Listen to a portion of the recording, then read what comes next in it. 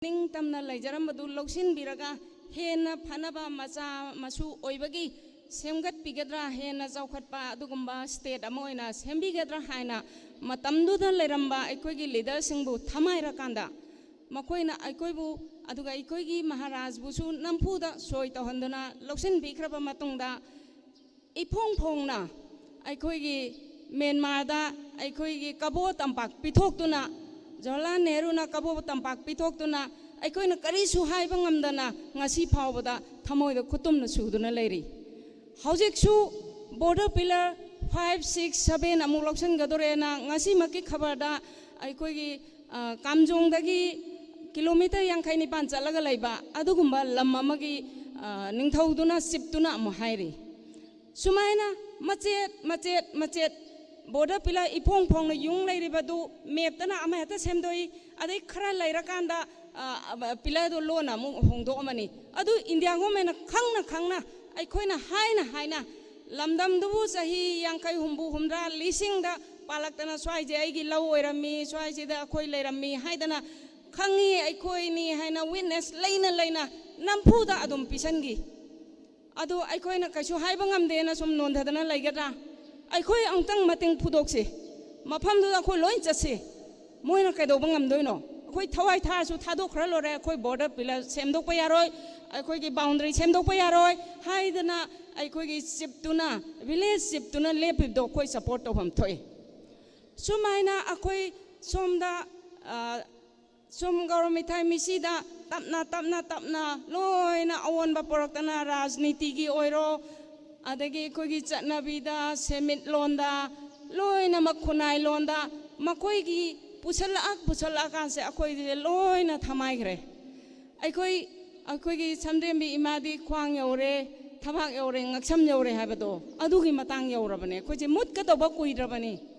aduna aikoi asuk yamna laina kaidobagi aikoi mut kadoino moina haiba yagadoino aduna aikoi masigi numitse ningsing ebise yamaru oi maramdi aikoi karmaina palami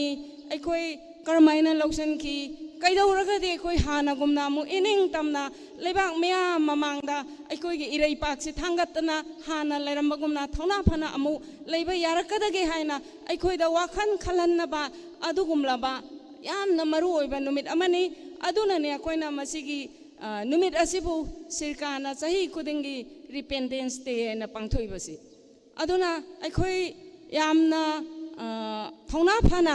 maramdi aikoi hana leramba state amana ningtam lage haiba nateba aikoi hana ningtam maga leijaraba aduda moina nampuda loksalakanda akoi se macet divine rules hanadana akoi community masenda ichil ina oramba nungsinaba thainagi chahi kayagi puari leiba aikoi khuding makpu nangna aduni haidana akoi se amamamta oina setoga amada khudong chabam pisani tawdana NSN ayamakta su tawrisini sahi lisang kaya no moi wari sanai ne sahi kulum do moi muiba siba ngairini kaisu muiba ge aning bado apam do kaisu piroi da bada moi bu namdaraga thamine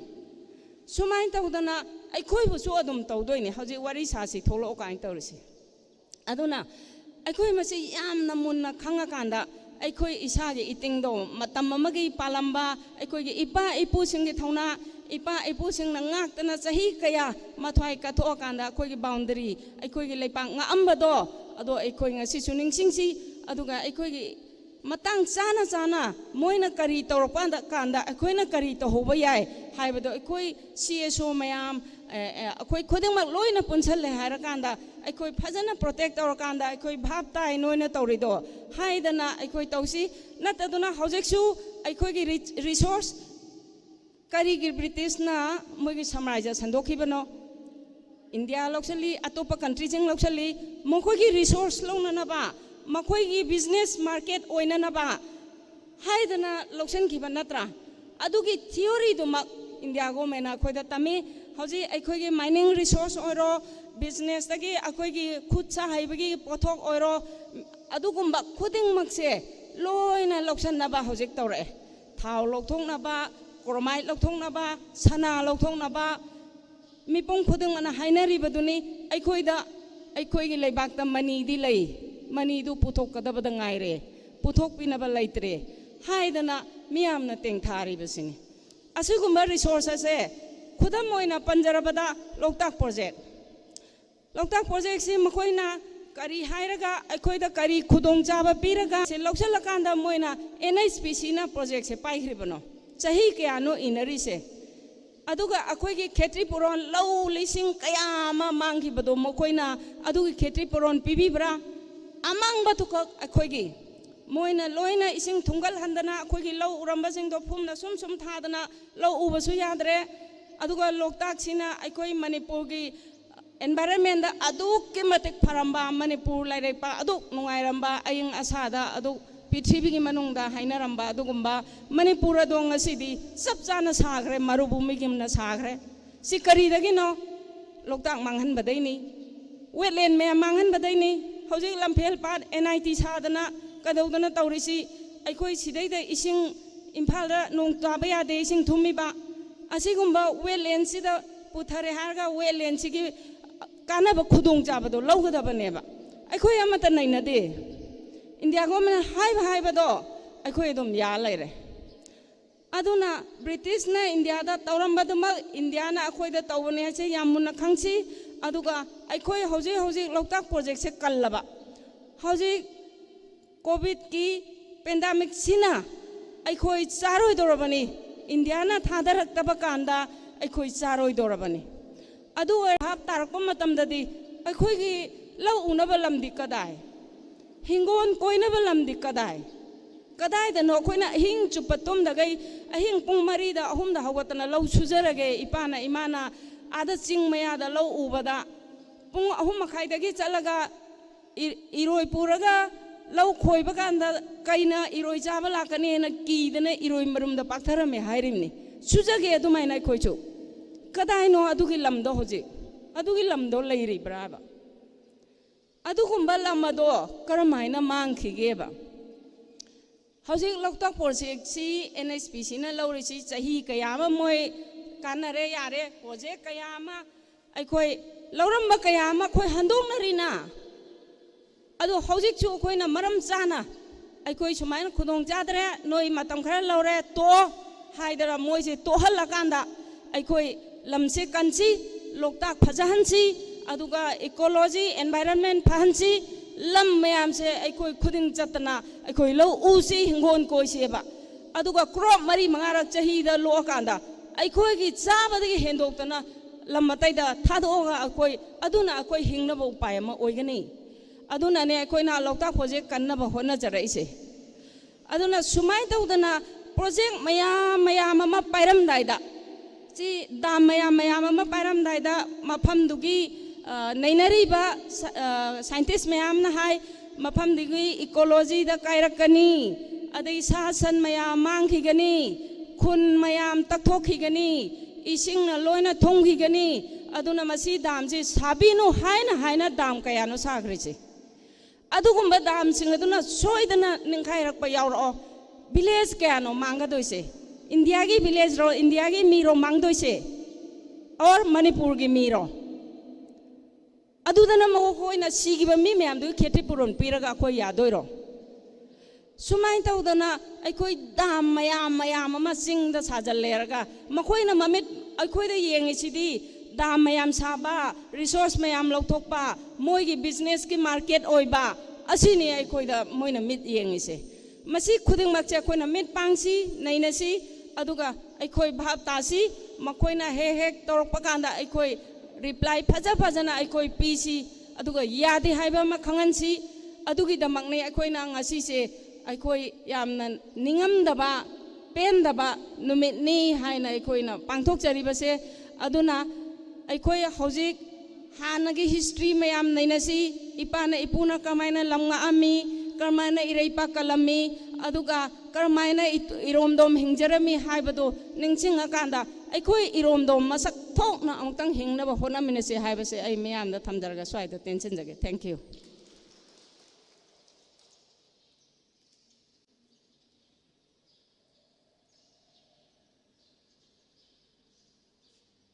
Thagachari Ima Bimala Nasigi ꯊꯧꯔꯝꯁꯤꯒꯤ ꯃꯈꯥ ꯆꯠꯊꯖꯔꯛꯄ ꯑꯣꯏꯅ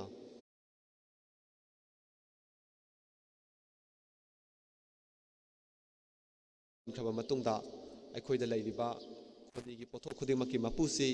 ꯃꯁꯤ ꯑꯩꯈꯣꯏꯅ ꯃꯄꯨ ꯑꯣꯏꯗꯦ ꯃꯁꯤ ꯁꯦꯟꯇꯔꯒꯤ list ꯆꯟꯕꯅ ꯃꯔꯝ ꯑꯣꯏꯔꯀꯥꯟꯗ ꯑꯩꯈꯣꯏꯅ ꯏꯅꯤꯡꯇꯝꯅ ꯁꯤꯖꯤꯟꯅꯕ ꯐꯪꯗꯦ ꯃꯔꯝ ꯑꯗꯨꯅ ꯍꯧꯖꯤꯛꯁꯨ ꯇꯣꯉꯥꯟ ꯇꯣꯉꯥꯟꯕ ꯍꯟꯗꯛ ꯆꯠꯂꯤꯕ ꯆꯍꯤ 2020 ꯑꯁꯤꯗꯁꯨ environment impact assessment haidana assessment torokpa matamda karigumba project ama paikhalakpa matamda madudaida miyamgi oiba wa tanabagi hana leiramba adugumba environment protection act to madugi manungda leiriba adugumba assessment tawbagi matang aduda border area oiba taragadi assessment tawba matamda public hearing tawraroi miyamgi oiba wa tararoi haibagi wafam amakaksu huzik 2020 asida phongphong sana laklibani matang aswaidasu aikoigi miyam sing thoina hena mikap thokpaga loidana aikoigi leiriba aikoigi pothok sing aikoigi resource sing se kalhongna bagi hana changsilamba aikoigi khongjang du dagi hena kansinba makhaksu mathau tai haina soina khali makha tarakpadasu thoram sigi makha sathajarakpa oina ngasigi thoram asibu pangthokliba Eastern Student Club tongwaibung asigi president gi thogai pubiriba igi yamba Nongthombam Indrajit Singh na thoram siga mari laina ba warol khala nang thambina na bagi tamak nolong na kausin jare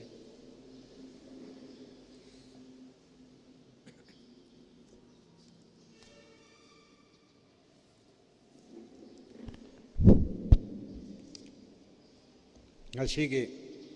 sirkana sinbiriba National Independence Day hariba function asida Saruk Yabiriba Sirikagi President, Mingwan Panjarabada, Tokyam Somendro Singh, Sirikagi Vice President Sri Longjam Ratan Singh, Wenam Bimola, President Aikal, R.K. Tharaksana, President Wasdepu Aham Matadai, Ikai Kumdabu Uchabagalena no Luxury, Luna, Nasi, Function Asida, Tin Lakpiriba Ahalaman. Lai Guru Singh Saniche Kwaipuna Makusu ai Ikai Kumne Uchari. Seng Harbada Nasigi function asida ai yaujabasi labak yamna pabagi wani ta sengbadi akoi club ti ai di seng Harbada local club amagi ai president ojabai wani sugumba state level yamna maruiba function Nasigi Independence Day sida yaujaba pangjabasi ai ki khwaidagi layak pabani amasung akoi club ki oinasu layak pabani ai matangsi thamjage Asem bani, akwai ki jati asi yamna marai chaithaba adugu stage amada lakre maramdi akwai si 1891 gi Anglo Manipuri war gi matang lakpo na British ki makada laaba matungda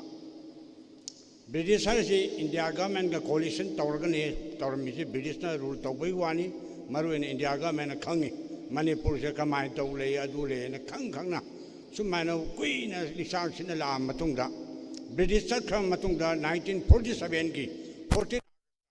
adugomba koi gi Manipur se ningtam state sovereign state amani haina akoi gi declare tawrabani loina na akoi state chigi constitution chamdana state ki election bau tawdana akoi gi independent state amoina sovereign state amoina Ningthau Panba adugumba kingdom state amoina Fajana function in 1947 gi tawdana laabani adumapu akoi gi political gi manungda akoi gi matamdu da kariba akoi gi elected person sing aduna khuro sinaraga India da akoi Manipur si jonthok khibani haibase asengba khudam lerabani Maramdi hekti India government laga tawbana te Manipuri kuraki na lai sagi bani haibase ay matang dai panjani 1949 gi 20 ngasi makki tarik sida Maharaj Buddha Chandra Bo Shillong gi red land da kauraga hana kauraga khushin naraga aikoi gi khuro sindana adugumba aikoi gi ning thawdu tawningdana mana merger agreement sign tawki bai je masi aikoi laibak si loina matam du aikoi gi pung mangdana aikoi gi jati pumna loire matam du gi ngasi bawba sothana laktana ngasi phibam hujujik tawriba ngasi maksu aikoi gi NRF haiba संस्थान मना मणिपुर बन कौरी total shut down तौरी मरमदी पेंदबसे अखोई चिंद हाइदोप यादब गवर्नमेंट एम्प्लॉयमेंट हेक्टर सिगी मतांग ngangningoi सेंगना हाबदा मरमदी कीजदन अखोई म्यामजे अखोई क्या हाइतारे मैक्सिमराइज तौरगा अखोई पंगदना भारत सरकार की खुरो मखादा अखोई म्यामजे सुम वखन सोंदा हंदना अखोई जे क्रमाय तौना करी हाइनी अखोई की असोइबा अंगाम थीदना मणिपुर थमजनबे याबा कोई मखन मखन की स्पेशल मखन इंडिया गवर्नमेंट अखोई नमधनब लो मैम थमदना अखोई नमधन हुई पाई सेंगना हारबदा ngasi phawba akhoi likhat pangamdana leiri adu makhan kaya gi sansthan mayam akhoi gi CSO mayam changdana ngasi phawda ngasi tawbiriba sirkana sinbiriba sigumba akhoi gi national independence day national means akhoi gi jati ni atopa mayang yawpana te akhoi maitai akhoi manipur da leiba jati gi akhoi gi nuai taba akhoi gi pen daba mayam se ngasi gi sida hanna sirkana tawbasi yamna akhoi nuai jai masi tungda akhoi aina hajaning badi laiba isa isu mayam sidasu akhoi masi gi lesson na moina si para moina masi hanna akhoi gi achauba scope sidage na chawkhat pe scope tawraga akhoi gi jati sing sid hena angang sing sid khangan ba ma darkar le brain ai khanjai maram di kariginu haibada masi di UNO gi level bhawba akhoi legally fight tawdana adugumba treaty akhoi merger agreement to Madhuda अखोई यानिंगदे मधु हंथोकपियु अखोई हानिगी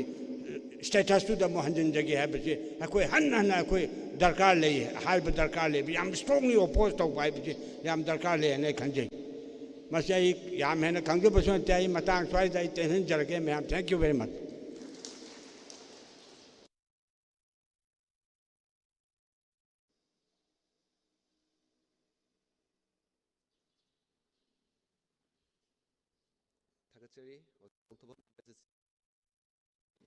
मखा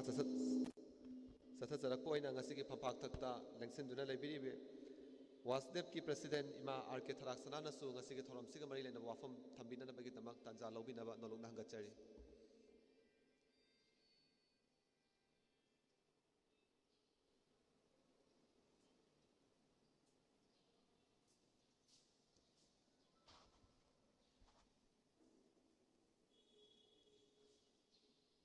ngasi Coalition for Indigenous Rights Campaign Sikana sinbiduna pangthokliba dugumlaba khoigidi yamna maru oiba thoram amagi manung channa pangthokliba National Independence Day haidana wahai simak thamoida khoi adum ningamdaba amadi omsak namba khoi si sahi khudingi pangtok khudingi khoi da phawdaba nate adum ngasi sudum phawi karigino haibada khoi mamangda su wangang loisinga thambikre ai khoi si karamba phibamda khoi manipur se leirami 1891 da British makutta khoi mikhapon ba oigragasu 1947 dadi akoi se adum laba 14 August dadi nokoi se tasengna maning makatamba leibak amo oijaro haidana koi India su aduga Manipur su tongan na akoi se freedom aduga independence akoi isagi sovereignty sana langak chanabage dungba hakto koi da pibiramaban madugi matungda koi tongana koi marup aigidi marup ni ngasi Indrajit yawamba se ayam nungai je koi se amna hana dagi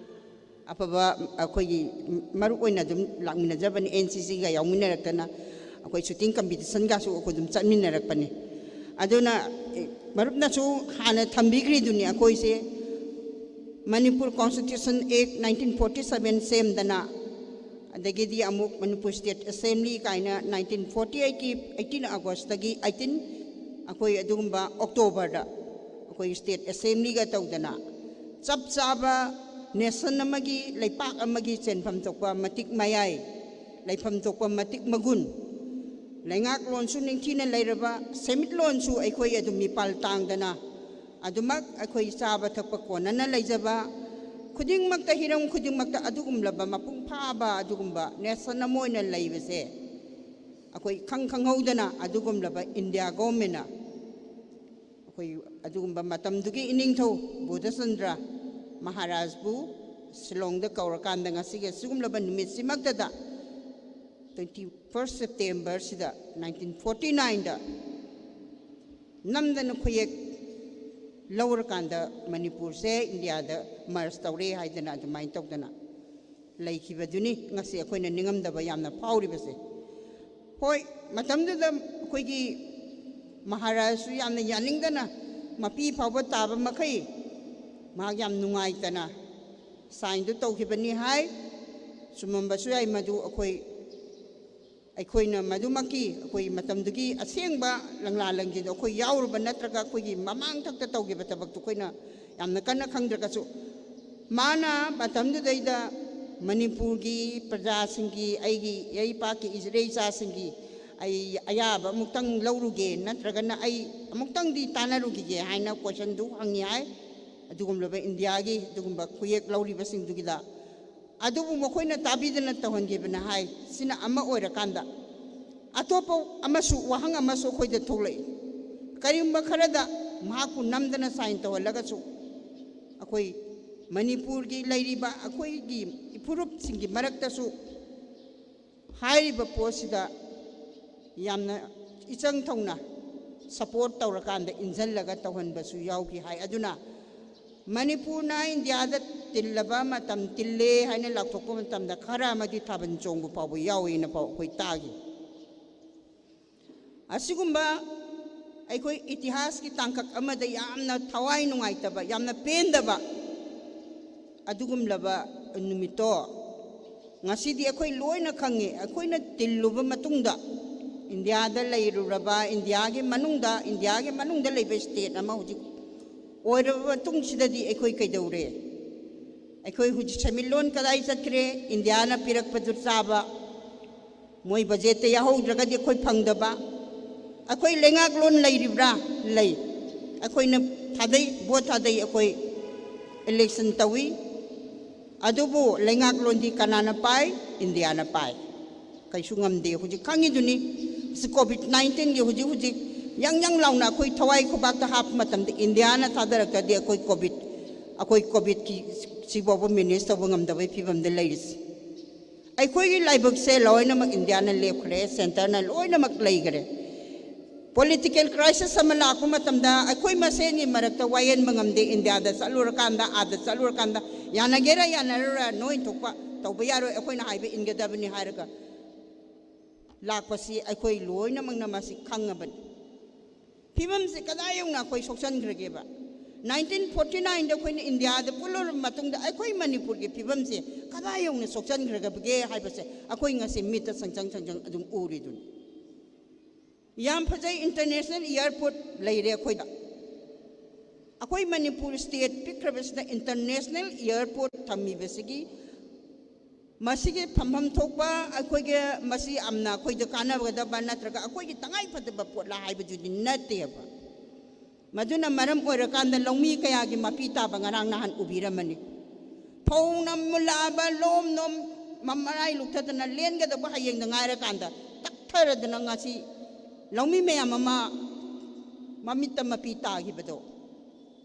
madu sumoy na namdana lamdo loksan gi bani pau lawpham do yon ba natte longmi sing na moy de lawpham yon ba natte namdana lawsala kanda mapita gi masida sunate asai chu inaw be mulana pambiram de loktak project kilometer kaya no moy loksan gi che water body huji kilometer kaya no moy na loktak project loksal libes madu gi compensation matik chana pibanate madu dagi thoglai ba akoi madu dagi puthora iba power the project to adudi kadawre ngasi akoi Manipur na akoi na loina makana ba phangba natte aduna masigi matangda akoi na penda ba thamoy de leiba mayam sin nainaraga di ngasi function se yamna chutteng dagi be yai hojiki leiriba phibam sida Manipur oiriba situation sida akoi na ai yamna sangna thamjaroi adugo thamoi sida phawbu khara duni aina panjari base aduna ai khoi kai do batai masi indigenous akoi gi sirka gi coalition for indigenous right campaign sirka na lisang sitna chatharakpa pre major political status ai khoi matamamada India da punjingai da akoi na laijaramba akoi gi status to political status lengak lon da akoi na paijaramba semit lon akoi na paijaramba kunai lon akoi na semjaba punamak to hanjanaba gi damakta akoi campaign nama mathau tai aduga British ka akoi matamda da akoi freedom se akoi da pibiramba matamda akoi na akoi da thambiram di instrument of accession ngasai pan bigi duni madugi makhada makoi na paiga da Indiana hujik chu paibam thokpa se instrument of accession gi matuk ina di Indiana paiga da si communication aduga defense external affairs sikatani moina enjoy mukoi na paijaga da moina tawjaga da tabak le mauri balengak lon akoi gi education haraga su loina makse akoi isana isagi leijare aigi leihau se aina semjaba haibase akoi gi tangai phadam madu akoi gi right ne haiba asuk yam Manipur praja gi 30 lakhs ki right to India government na malla kanda ngasi phawboda makoina mikap thokte akoi gi adugum laba Manipur gi da lairiba akoi gi lengak lon paibiriba akoina thagathiba makoi su mikap thokte India na karigumba makoi Manipur praja kanbadagi de India gi adugum laba makoi gi India government gi adugum laba minister sing parliament gi lairiba sing duna makoi gi wa inba makoi na haiba inba makoi gi home minister gi ihul khangna chatpa prime minister gi ihul khangna chatpa duna hene importance ni makoi gi di India gi akoi Manipur gi people sing gi importance ta gi di moine helia base moi gi wakal sida mase adumak chudana laire aduna thamjaningi base akoi huji kaido batai akoi ningsing batai Manipur gi lairamiba koi pre major political status koi pre merge tau dengai da 1949 ke mamang da lairamba akoi gi status to akoi na lengak lon akoi thamjarma do madu hanjanna bai da makta akoi amatoina akoi asigum laba akoi campaign se chahi khudingi pangtok tana miam se punna wakal tamina dan akoi ge dungul mamang lu raba akoi gi rights do phangnana ba hona bada ngasi ge sugumna punna magna akoi saruk yamina se haibo wafam si thamjaraga punam pomuna khurumjari ima RK Tharaksana tasengna 1891 gi March ki Manipur gi mathakta British na laibak amada da war declare tawkhaba matungda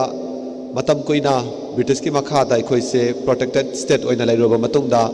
1947 gi 14 August tai khoi ningkha tamba phangkhibane ningkha tamba phangkhaba matungda aikhoi gi oiba ngasai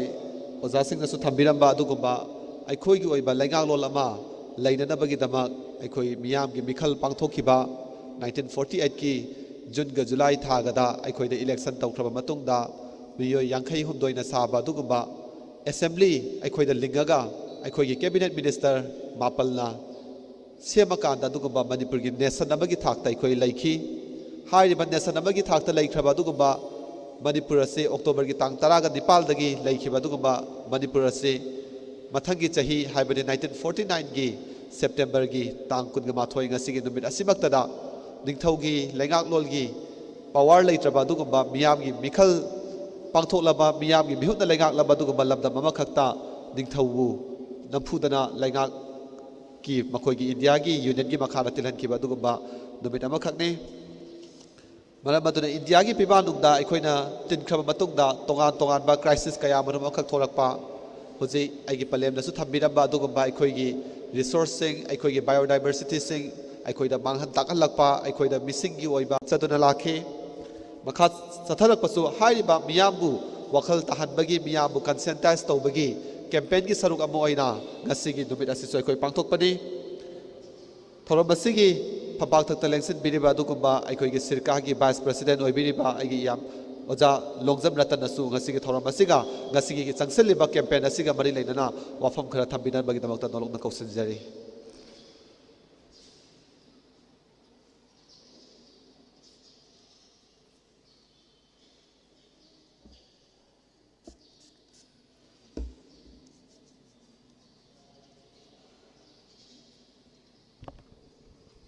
ngasi sirkana sinduna pangthokliba National Independence Day gi thauram asigi khoi gi phambak thakta lengsin biriba khoi mingoina hangat charabada thoksom somarendro President Sirka aduga oinam bimola President Ikal nongthombam Indrajit President Eastern Students Club Nongmaibung RK Tharaksana President Wasdep Hairiba Pambak Thakta Lengsin Biriba Amadi Lengsin Biribi Singbu Ahan Badai Kai Kumnabal Utsari Loinana Kogi Tongan Tongan Ba Mapam Dagi Amadi Lup Kayagi Mihut Sin Bidana Ngasigi Tauram Masida Saruk Yana Bagida Mak Lengsin Biriba Lengsin Biribi Umnamaki Mapam the Sui Kai Kumnabu Utsari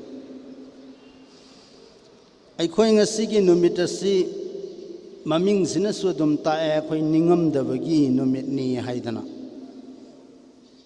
A coina ngasi ningam dabagi numit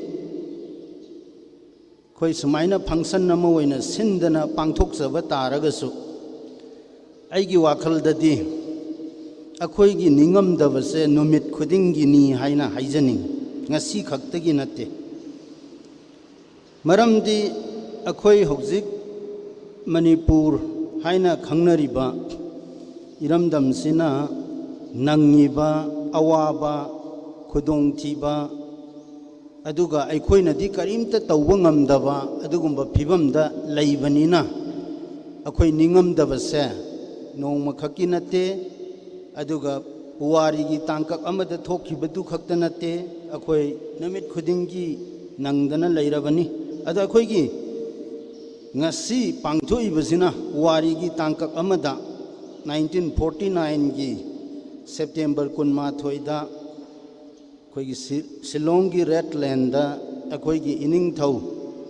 India gi agent sing na namdana merger agreement da khoiek pihan gi bani haibadugi adugi oina pangthokpani ada khoina warigi maduna maram moirakanda haujik phawbada saitheng pirakpa aduga haujik phawbada akhoi khunai sina leikha taraknabagi maram moiba adugumba ningam daba thodok kayadi 1949 gi mamang da su leikre isam samna akhoi taraga nipal suba sahisa 18th century haurakpa matam dagi di akhoi gi khunai amadi akhoi gi leingak lon masida mapan dagi lakba adugumba saipu saitheng ithil kaya ana maram moidana अखोई की मियाम की वाखलदा अखोई की लेंगाक पसिंगी मरुएना अखोई की Ningthou सिंगी वाखलदा अचौबा own बकया लाक्तना मदुना फगदबदी नतबा सोकदब मवोंगदा लाखिबदगी अखोई की सक्तमदा अखोई की नाटता लाइनिंगदा अखोई सममनब हौगिदना अखोई की सक्तम अखोई की आइडेंटिटी हाइबसे सममनब हौग्रे अखोई करमना लेंगाकनी अखोई करमना खुनाई से सागतकनी अखोई की सेनमिलोन करी होइगनी हाइबसे 18th century दगी काइथब हौग्रे अदुगा अखोई की मॉडर्न पेरेट हाइब तारे मदुगी सरुक अमा ओइना यामना लैंडमार्क ओइना लैगिबदी ngasi अखोइना निंगजिंगिबा 21 September 1949 की नुमितसिना ओइगिबनी ममांगदसु वासुदेव की प्रेसिडेंट इमाना पनबी की बदुनी अखोई से अखोई की आइडेंटिटी दा अदेगी अखोई की वाखल दा मरिंग मरांग बा सैयद न बा मयेक सेंग दबा लैगी बजना बुद्धचंद्रना मर्जर एग्रीमेंट दा साइन तौरुबदु अखोई कयामन दी यानिंग दे हाइरसु कयामन वेलकम तौदना हराव नुंगाइबा फोंदोकपा लैगी हाइबसिनी अदु याम चावबा वाहंग अमना 1947 da Manipur State Constitution Act semdana 1948 south east Asia की ओइने इहान हानबा मियाम की मिखल पांगतोक्तना अदुगुम्बा डेमोक्रेटिक फॉर्म ऑफ गवर्नमेंट अमा लिंग्रकांदा मधुगी मतुंग तारकपदा 1949 की सेप्टेम्बर 18 नमफुदा मर्जर एग्रीमेंट दा सोई तौहनग्रेना हाइरकांदा अदुगुम्बा गवर्नमेंट दुना ओपोज तौखिबगी चांगसे अदुकी मतिक नियम घिबसे करिनो करिगिनो हाइबसे पुवारीदा अचौबा वाहंग अमनी करिगिदमक्ता निंगथौना तौरिबा सिग्नेचर दो चटनबा यारोय अखोई सुमाई तौदना मियाम की मिहुटना सेम्बा लेंगाक अमा लेग्रे हाइदना मोय ओपोज दी तौई अदुबु मसक थोकना तौगिदे लिसांग सेना कंटिन्यूटी लेना तौगिदे करिगिनो सी वाहंग अमा अदुदगी अमना इंडिया दा मणिपुर न मर्ज तौग्रब मतुंगदा इंडिया की सेमइबा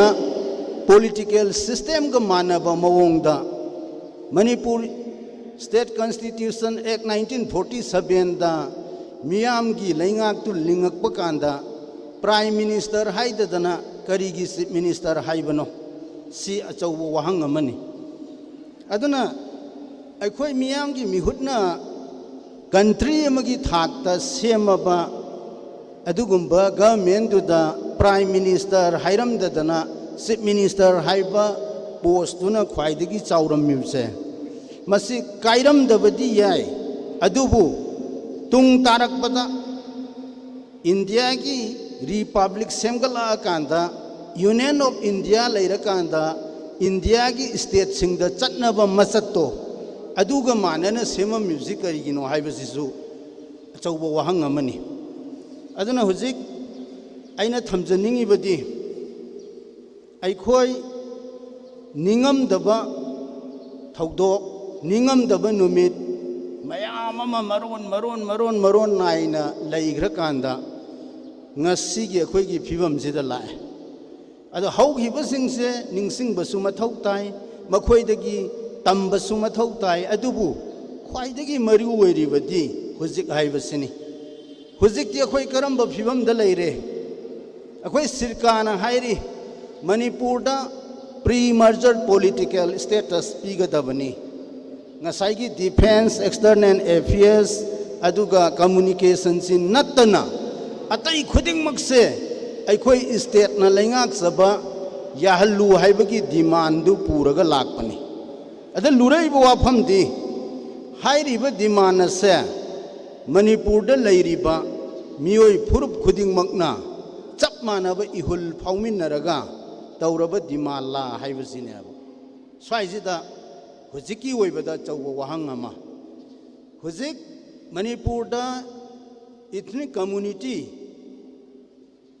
इंडिया गवर्नमेंट रिकॉग्नाइज तौबम सुंग तौदब थारगा यांखई रोमनी लैरिसे चौरांगना असिदा 36 अमदी अखोई गवर्नमेंट की चेदा रिकॉग्नाइज तौरे तौदब मचा मसु मयाम अमा लै अद लुरैब पोटी इथनिक पॉलिटिकल एसर्शन मयाम अमा इथनिक पॉलिटिकल एस्पिरेशन मयाम अमा अखोई लमसिदा थोकले मागी मागी फुरुप कांगलुप से खुपू खुपू सेमनरे हाइरकांदा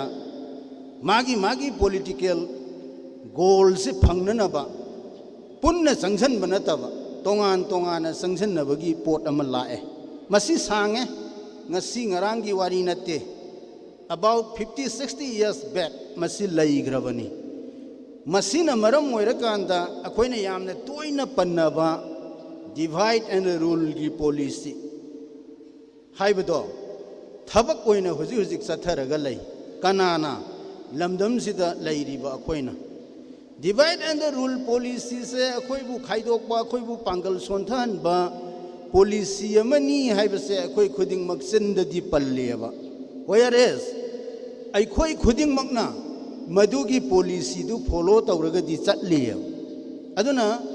अखोइना ngasi greater autonomy ama hanagi sovereign status tumak natragasu greater autonomy ama tanba matamda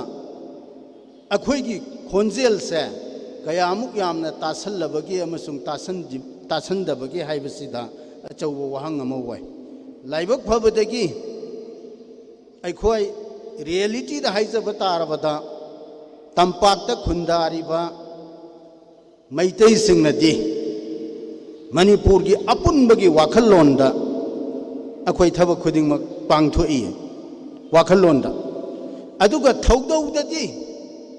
ꯑꯩꯈꯣꯏꯁꯨ ꯄꯨꯟꯗꯦ ꯑꯗꯨꯕꯨ ꯑꯩꯈꯣꯏꯅ ꯑꯇꯩ ꯐꯨꯔꯨꯞꯇꯒꯤ ꯐꯔꯤꯕꯁꯤ ꯀꯔꯤꯅꯣ ꯍꯥꯏꯔꯀꯥꯟꯗ ꯋꯥꯈꯜꯂꯣꯟ ꯐꯥꯎꯕꯗꯤ ꯃꯅꯤꯄꯨꯔꯁꯦ ꯑꯃꯠꯇꯅꯤ ꯍꯥꯏꯕꯒꯤ ꯋꯥꯈꯜꯁꯦ ꯃꯩꯇꯩꯁꯤꯡꯒꯤ ꯋꯥꯈꯜꯗ ꯂꯩꯔꯤ ꯁꯤꯃ ꯄ꯭ꯂꯁ ꯄꯣꯏꯟꯅꯤ ꯃꯦꯔꯤꯠꯅꯤ ꯑꯗꯨꯒ ꯑꯇꯩ ꯐꯨꯔꯨꯞ ꯈꯔꯗꯗꯤ ꯃꯗꯨꯒꯤ ꯃꯅꯤꯄꯨꯔꯒꯤ ꯑꯄꯨꯟꯕꯒꯤ ꯃꯁꯛ ꯑꯗꯨ ꯂꯩꯈꯤꯗ꯭ꯔꯦ ꯂꯩꯈꯤꯗꯕꯒꯤ ꯊꯕꯛꯁꯤꯗꯤ ꯈꯨꯃꯥꯡ ꯌꯥꯡꯅ ꯆꯪꯁꯤꯜꯂꯛꯏ ꯉꯔꯥꯡ ꯅꯍꯥꯟ ꯐꯣꯡꯕ ꯄꯥꯎ ꯆꯦꯁꯤꯡꯗ ꯌꯥꯎꯗꯅ ꯑꯩꯈꯣꯏ ꯃꯌꯥꯝꯅ ꯎꯅꯔꯤꯕꯗꯨꯅꯤ ꯍꯧꯖꯤꯛ ꯍꯧꯖꯤꯛ ꯆꯠꯊꯔꯤꯕ ꯅꯥꯒꯥꯒꯤ ꯄꯤꯁ ꯇꯣꯛ NSNIMꯒ ꯒꯚꯔꯟꯃꯦꯟꯠ ꯑꯣꯐ ꯏꯟꯗꯤꯌꯥꯒ ꯆꯠꯊꯔꯤꯕ ꯄꯤꯁ ꯇꯣꯛꯁꯤꯗ 2015ꯗ ꯌꯥꯅꯈꯤꯕ ꯐ꯭ꯔꯦꯝꯋꯥꯔꯛ ꯑꯦꯒ꯭ꯔꯤꯃꯦꯟꯠꯇ ꯌꯥꯎꯕ ꯑꯌꯥꯝꯕ ꯄꯣꯏꯟꯠ ꯂꯣꯏꯅ ꯌꯥꯅꯔꯦ ꯍꯧꯖꯤꯛ ꯌꯥꯅꯗꯕꯁꯦ NSNIMꯅ ꯗꯤꯃꯥꯟ ꯇꯧꯔꯤꯕ ꯃꯈꯣꯏꯒꯤ ꯇꯣꯉꯥꯟꯕ ꯀꯟꯁꯇꯤꯇ꯭ꯌꯨꯁꯟ ꯑꯃꯗꯤ ꯐ꯭ꯂꯦꯛ ꯈꯛꯇ ꯉꯥꯏꯔꯦ ꯍꯥꯏꯗꯅ ꯍꯥꯏꯔꯤꯁꯤꯅꯤ ꯃꯈꯣꯏꯅ ꯌꯥꯅꯈꯤꯕꯁꯤꯡꯗꯨꯗ ꯌꯥꯎꯏ ꯍꯥꯏꯗꯅ ꯃꯦꯗꯤꯌꯥꯗ ꯂꯤꯛ ꯑꯣꯏꯗꯅ ꯊꯣꯛꯂꯛꯏꯕ ꯄꯣꯠꯁꯤꯗ ꯉꯁꯥꯏꯒꯤ ꯁꯤꯔꯀꯥꯔꯅ ꯇꯥꯜꯂꯤꯕ ꯑꯩꯈꯣꯏ ꯃꯌꯥꯝꯅ ꯃꯪꯖꯔꯤꯕ ꯑꯄꯨꯟꯕ ꯃꯅꯤꯄꯨꯔꯒꯤ ꯁꯛꯇꯝꯁꯤꯗ ꯆꯥꯎꯅ ꯁꯤꯡꯅꯔꯤꯕ ꯄꯣꯠ ꯑꯃꯈꯛꯇꯤ ꯅꯥꯒꯥ ꯔꯤꯖꯅꯦꯜ ꯇꯦꯔꯤꯇꯣꯔꯤꯌꯦꯜ ꯀꯥꯎꯟꯁꯤꯜ ꯄꯤꯕꯗ ꯌꯥꯅꯔꯦ ꯍꯥꯏꯕꯁꯤꯅꯤ ꯃꯁꯦ ꯅꯥꯒꯥꯂꯦꯟꯒꯤ ꯅꯥꯒꯥꯒꯤ ꯒ꯭ꯔꯨꯞ 8ꯅ ꯄꯨꯟꯁꯤꯜꯂꯒ ꯁꯦꯝꯃꯤꯕ NNPGꯅꯁꯨ ꯌꯥꯔꯦ NSNIMꯅꯁꯨ ꯌꯥꯔꯦ ꯏꯟꯗꯤꯌꯥ ꯒꯚꯔꯟꯃꯦꯟꯠꯅꯁꯨ ꯌꯥꯔꯦ ꯍꯥꯏꯕꯅꯤ ꯅꯥꯒꯥ ꯔꯤꯖꯅꯦꯜ ꯇꯦꯔꯤꯇꯣꯔꯤꯌꯦꯜ ꯀꯥꯎꯟꯁꯤꯜ ꯍꯥꯏꯕꯁꯤꯗꯤ ꯁ꯭ꯇꯦꯠ ꯑꯃꯒꯤ ꯃꯅꯨꯡꯗ ꯄꯤꯔꯤꯕ ꯈꯨꯗꯝ ꯑꯣꯏꯅ ꯑꯁꯥꯝꯒꯤ ꯕꯣꯗꯣꯂꯦꯟ ꯇꯦꯔꯤꯇꯣꯔꯤꯌꯦꯜ ꯀꯥꯎꯟꯁꯤꯜꯗ ꯄꯤꯔꯤꯕꯁꯦ ꯃꯁꯤꯗꯒꯤ ꯍꯦꯟꯅ ꯁꯛꯇꯤ ꯂꯩꯕ ꯇꯦꯔꯤꯇꯣꯔꯤꯌꯦꯜ ꯀꯥꯎꯟꯁꯤꯜꯅꯤ ꯃꯔꯝꯗꯤ ꯔꯤꯖꯟꯒꯤ ꯑꯣꯏꯅ ꯄꯤꯔꯛꯄꯅꯤ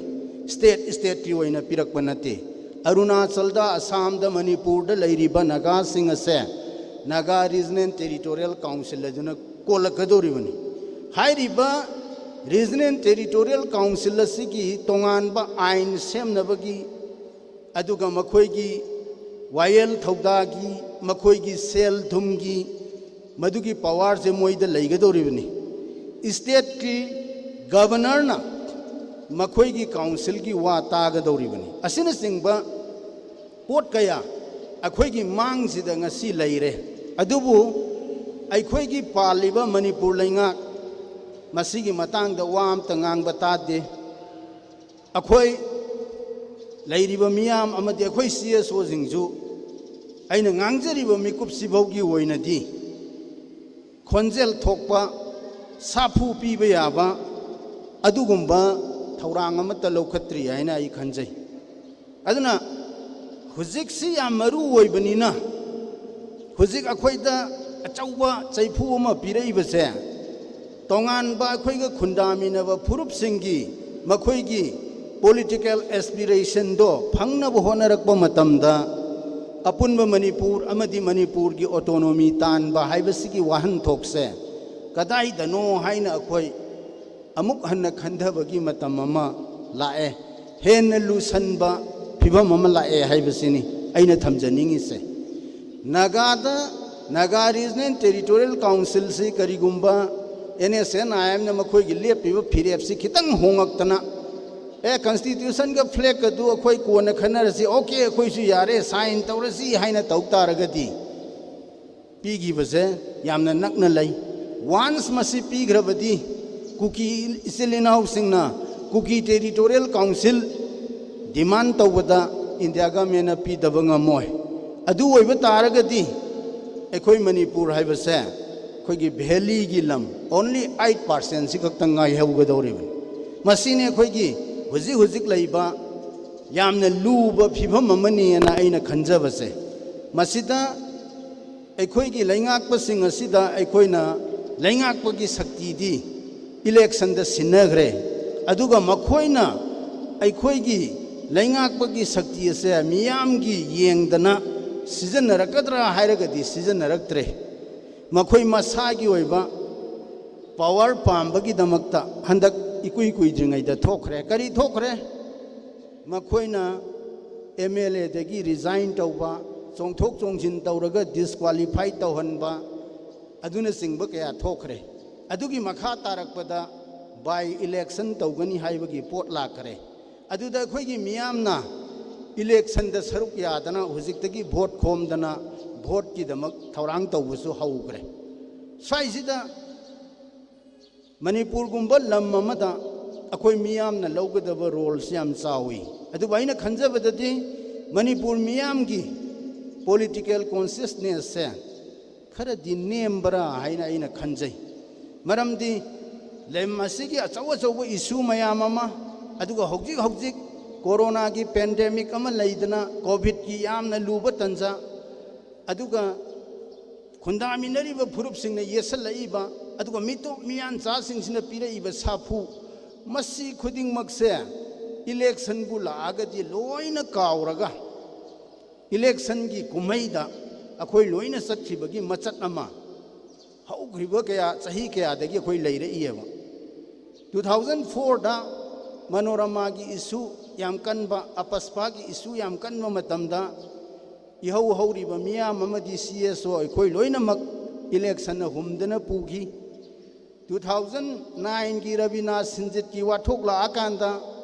बाय इलेक्शन या स्कूल द तौ मतमदा अखोइ फनमक लाउजरमगसु इलेक्शन ददी पुरा वनब रिजल्ट चतखी मसिना ताकपति अखोइ मियाम से ngangjariba isasu yauraga taning tamang wonaba wakhal je samnadaba wakhal mapung phadaba akhoigi tungi phirep ki damak aikhoigi tungi mirol ki damak aikhoigi mising ki damak kari tawgadage haibase yamna khandadana leibadawna tawi ngasi su yam thausadana leiba mali ngasi aikhoina unariba ngangnariba se matam amadadi पुवारी वैगिदौरिबनी पुवारी की सरुक अमा वैगिदौरिबनी हौगिबगी पुवारीदा अइना ngасai question mark अनि तौजगी अदुमाइन तौदना हयेंग मतुंगदा ngasi की नुमित सिजु अचौबो question mark तौरोय हाइनिंगाइ लेते असिगुंबा फिबम मयाम खंगब नोइना कइमता तौदना तुमिन्ना लेरमिदु करिगिनो हाइबो वहंगसे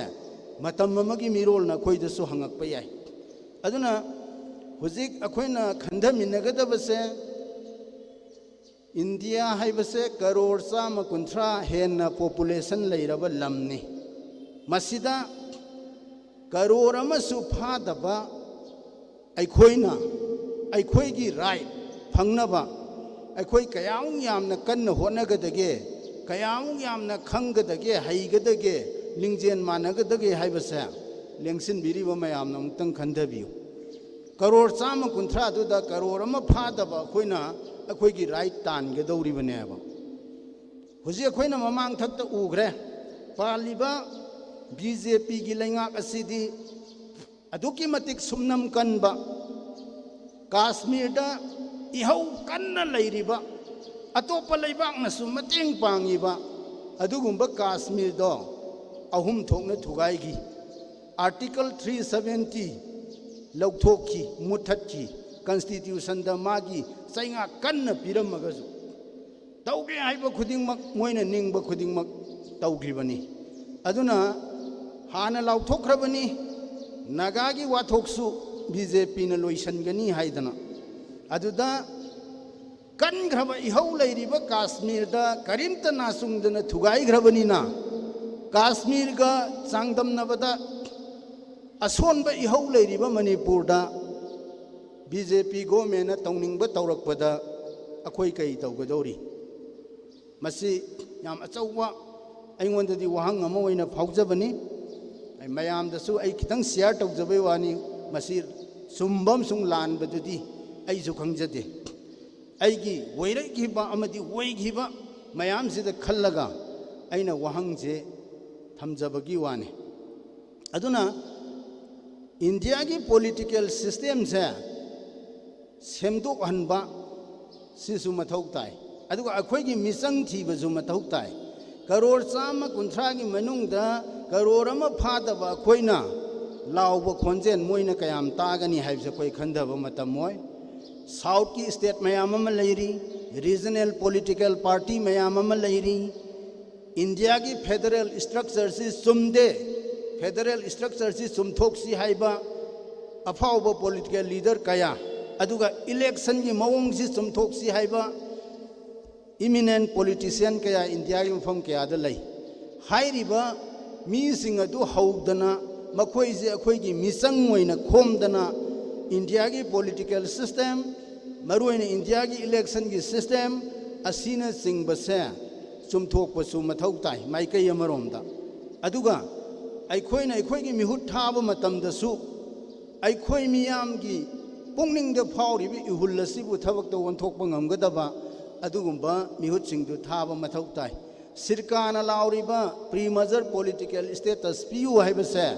मणिपुर की state assembly न वारेप लौरगा central government दा थारबा अखोई मयामनसु लाउराबा अद्वाइददी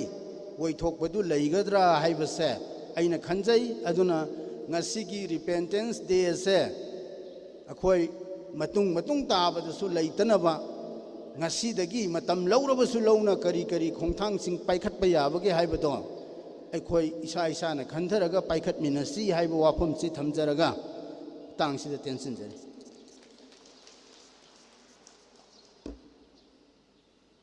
लोय ओबिगतोरी बाय खोई की Coalitions for Indigenous Rights Campaign Sirkagi President Oibiriba igi Oza Thoksam Somarendrana ngasi thorom siga mari lena wafam sing thabirana bagi dama non koksinjari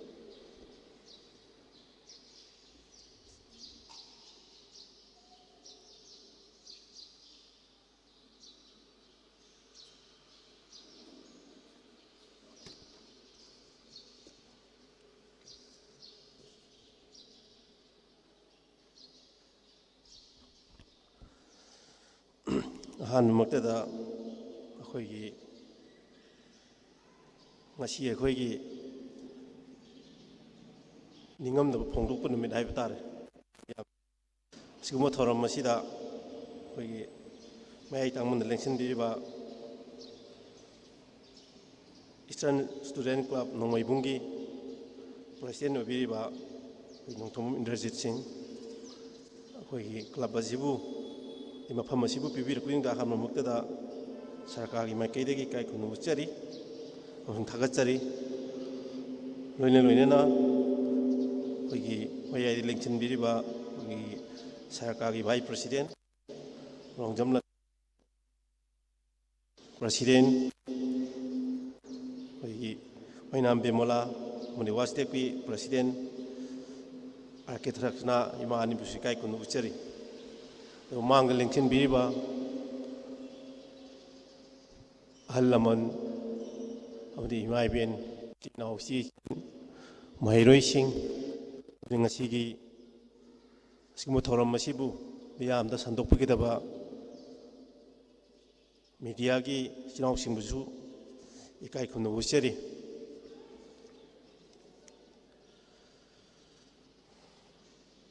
ngasi si akhoi सरकार की national independence day है अखोना निगमदब नुमित नुंगाइतब नुमित है तारे अदुमाइना अखोई फोंदोक्तुना लापनी सरकार की थोरम सिंग से फोंदोक इसादा लेकिन निगमदब हे हे फावे मरमदी अखोई की सरकार की थबक सिंग से तौब मतमदा अखोइना कोनुंगा या मरी लेना सुम तौखिबा है तारे निथौसी सागोनरगा सम तौरगा मियागी वाखलोल से अनौब इनोल अमा पीगनी हाइना खल्लुबदु हंतकी चाही सिदा कोई पुंगांग मांखिबदौना इसादा फिल तौबगी वाखल अमा हे हे फावबसिदा याम नुंगाइतब हाइदारे पुंग नुंसिबा अमा हे हे लाई आइना सम खनबदा हाइबा तारे अखोइना दि ngasi नेशनल इंडिपेंडेंस डे न तौवे आमना मणिपुर की आमना निंगबा कायबा नुंगाइतब नुमिलाना अदुबा आइना खनबदा मतमदुगी खोइना 1949 की सेप्टेम्बर 21 दुदा बुद्धचंद्रना सोई तब नुमितुदा मधुगी नुमितु यामना गोल्डन डे ने ना खनब मी मसिंग से सिनबु हेलमगद्रा खले हाय तारे मरम ने ngasai कोई वाइस प्रेसिडेंट थममदो करीगी चीफ मिनिस्टर ना थोलमिनो प्राइम मिनिस्टर हायरमदना कायना हारिदु मतमदुगी लाई लाइसु हाइरबा मयाम सिना मणिपुर से भारत तिनबगी पामबगी पामसी याम लई भाई तारे मरमदुना मधु कोक सानरगा हाय तारे ने पोसी तोरमरा ना खन भाई तारे ngasai मतमदुगी कांग्रेस सिंग से कोई भारत तिनब पाब ग्रुप होने तवी थवैना अखोई कोनुंग संग इरांग हौनी अखोई मणिपुर भारत तिनगदबनी कायना दुगुम खर लैखिबनिना अखोई मियाम हौजिकते यामना नुंगायक्त्रगसु मतमदु नुंगायब मियोय खरदी इरै लेरमगनेना खल्ले अदा हौजिसु भारत तिनबजिने हेना फबनी ने खल्लगा खोइनादी नुंगायतबा पीनबा मयाम हायरगसु मसीदा खोइदा अफा अपुन तौद्रा अदुगुम्बा संदोकपा यारोय कायना ngasi numero si tawbu matamda athingma thamno honaba mayama khoigi baliba lengak asigi policy oina leibudung su tawbu mayam thengnei aduga aikhoida sarak chahingnaba khara ama adum piduna lak bai tare 1947 da manipur siningkha tame india paksha dingta tamba ga loina na khoigi india gi मनुंग लेबा अखोगी निंथौ पानबा लेबाक मचा कया अमसु कोई मनिंग मखा तंबजे पीखी कनागुम Kharna India की हिस्ट्रियल अदगी politician सिंगना लाउददी मखोइना इहौ तौबदगी India जी independent फंगबनी हाइदना खलल हाइबा तारे मधुमक्ति नखिदे मरमदी अखोगी मतमदुदा अखोगी second world war लाक्तना अचौबा वारदु लापदगी अखोई कोलोनियल सिस्टम की लेगा असी चनबा यारोय चनररोय चनहलरोय हाइदना मरम जापान दा हिरोशिमा नागासाकी बम थादबदगी मियोय कया सीबदगी अखोगी हाइरिबा कैनोसी कोलोनियल सिस्टम सि चनबा यारो हेना लावदगी हाइब निंका तंबा अखोगी इंडिया की अमनि पाकिस्तान की फंगबु मदुदा अखोई मणिपुर सु पीगिबनि हाइदारे अदुगी 1947 नुमिसे मसी अखोइना सरकारना 40 लाखस नुमित निंगतम पीगेना कोई फिरान चिखले अखोइदा चममनब चरांगनब मथोमरं खंगदब मयामा अखोइगी मतमदुगी लीडर सिंगदा मयेक सेंगना थमदब हाइतारे 1947 दा अगस्त 14 दा कोई निंगा तमे नुमित अदुगी नोंगानबदा मणिपुर की फिरान सिंखटनी तब कंगलादा हजे अखोई फिरान अनी लेजे फिरान अनी कमाई तौगेदा इंडिया तिनब कांगुदुना सिनब ओरमगनेबा इंडिया की मसु अहुम की फिराने हौजी हौजी पीपीसीएन में सिंखलिबा अखोई पाफनबा मया काथोबा पाफन सिगा सिंखटने थममबनेबा थममबसिदा बुद्धचंद्रना चिंखके लाकपनी मदैदा कईनो अखोई निंग तमे लेरगा मोइना फिरान अनी थममिसी करिगिनो हाइदना फिरान से चिंखतना लापनेबा अनी मा बहु चिंखलमद्रे इंडिया की फिरान से चिंखतरे अदुगा हाइबा इंडिया तिन मकाउना सेमिबा थवैना सिल्लिबा हौजी पीपीसीएन में चिंखलिबा फिरान से मा चिंखलमदेबा चिंखलमदना लाआगा माना मागी कोनुंगसिदा अखोइना हौजी चिंखलिबा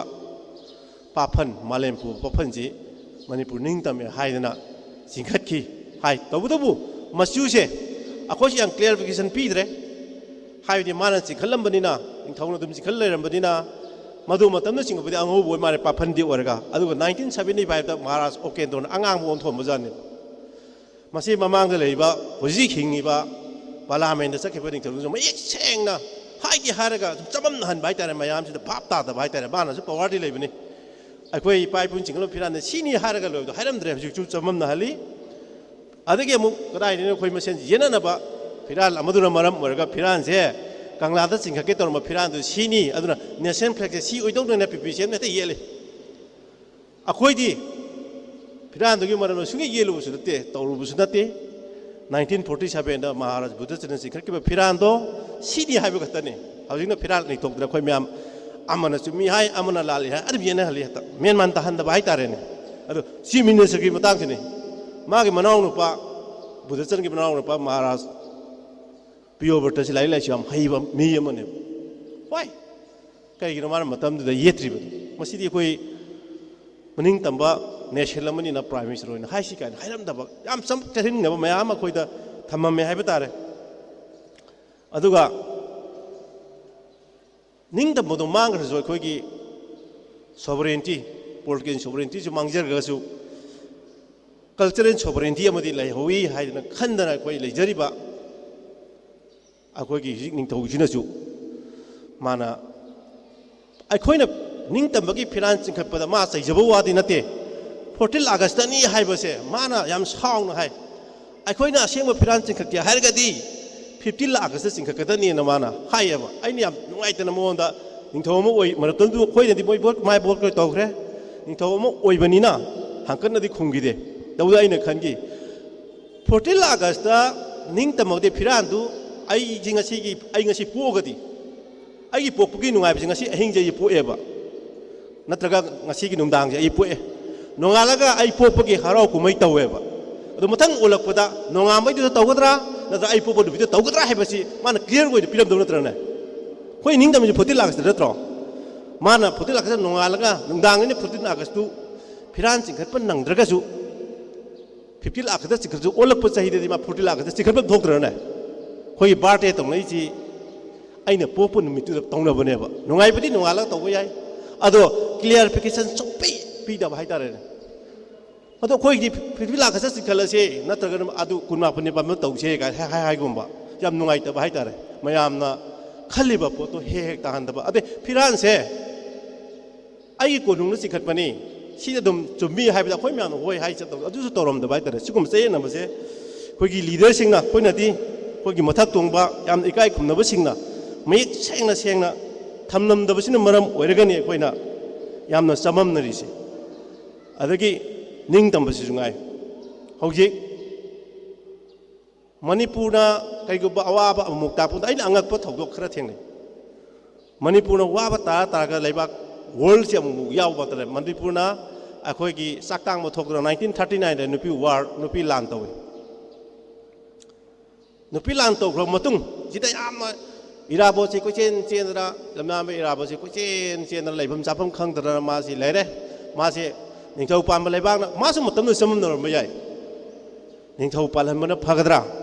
ꯅꯠꯇ꯭ꯔꯒ ꯚꯥꯔꯠꯇ ꯇꯤꯟꯕꯅ ꯐꯒꯗ꯭ꯔꯥ ꯀꯥꯏꯁꯤ ꯃꯉꯣꯟꯗꯁꯨ ꯃꯤꯑꯣꯏꯕ ꯍꯥꯏꯁꯤ ꯑꯗꯨꯝ ꯆꯃꯝꯅꯕ ꯇꯥꯕꯅꯤ ꯑꯩꯁꯨ ꯆꯃꯝꯅꯔꯦ ꯃꯤ ꯈꯨꯗꯤꯡꯃꯛ ꯆꯃꯝꯅꯕꯅ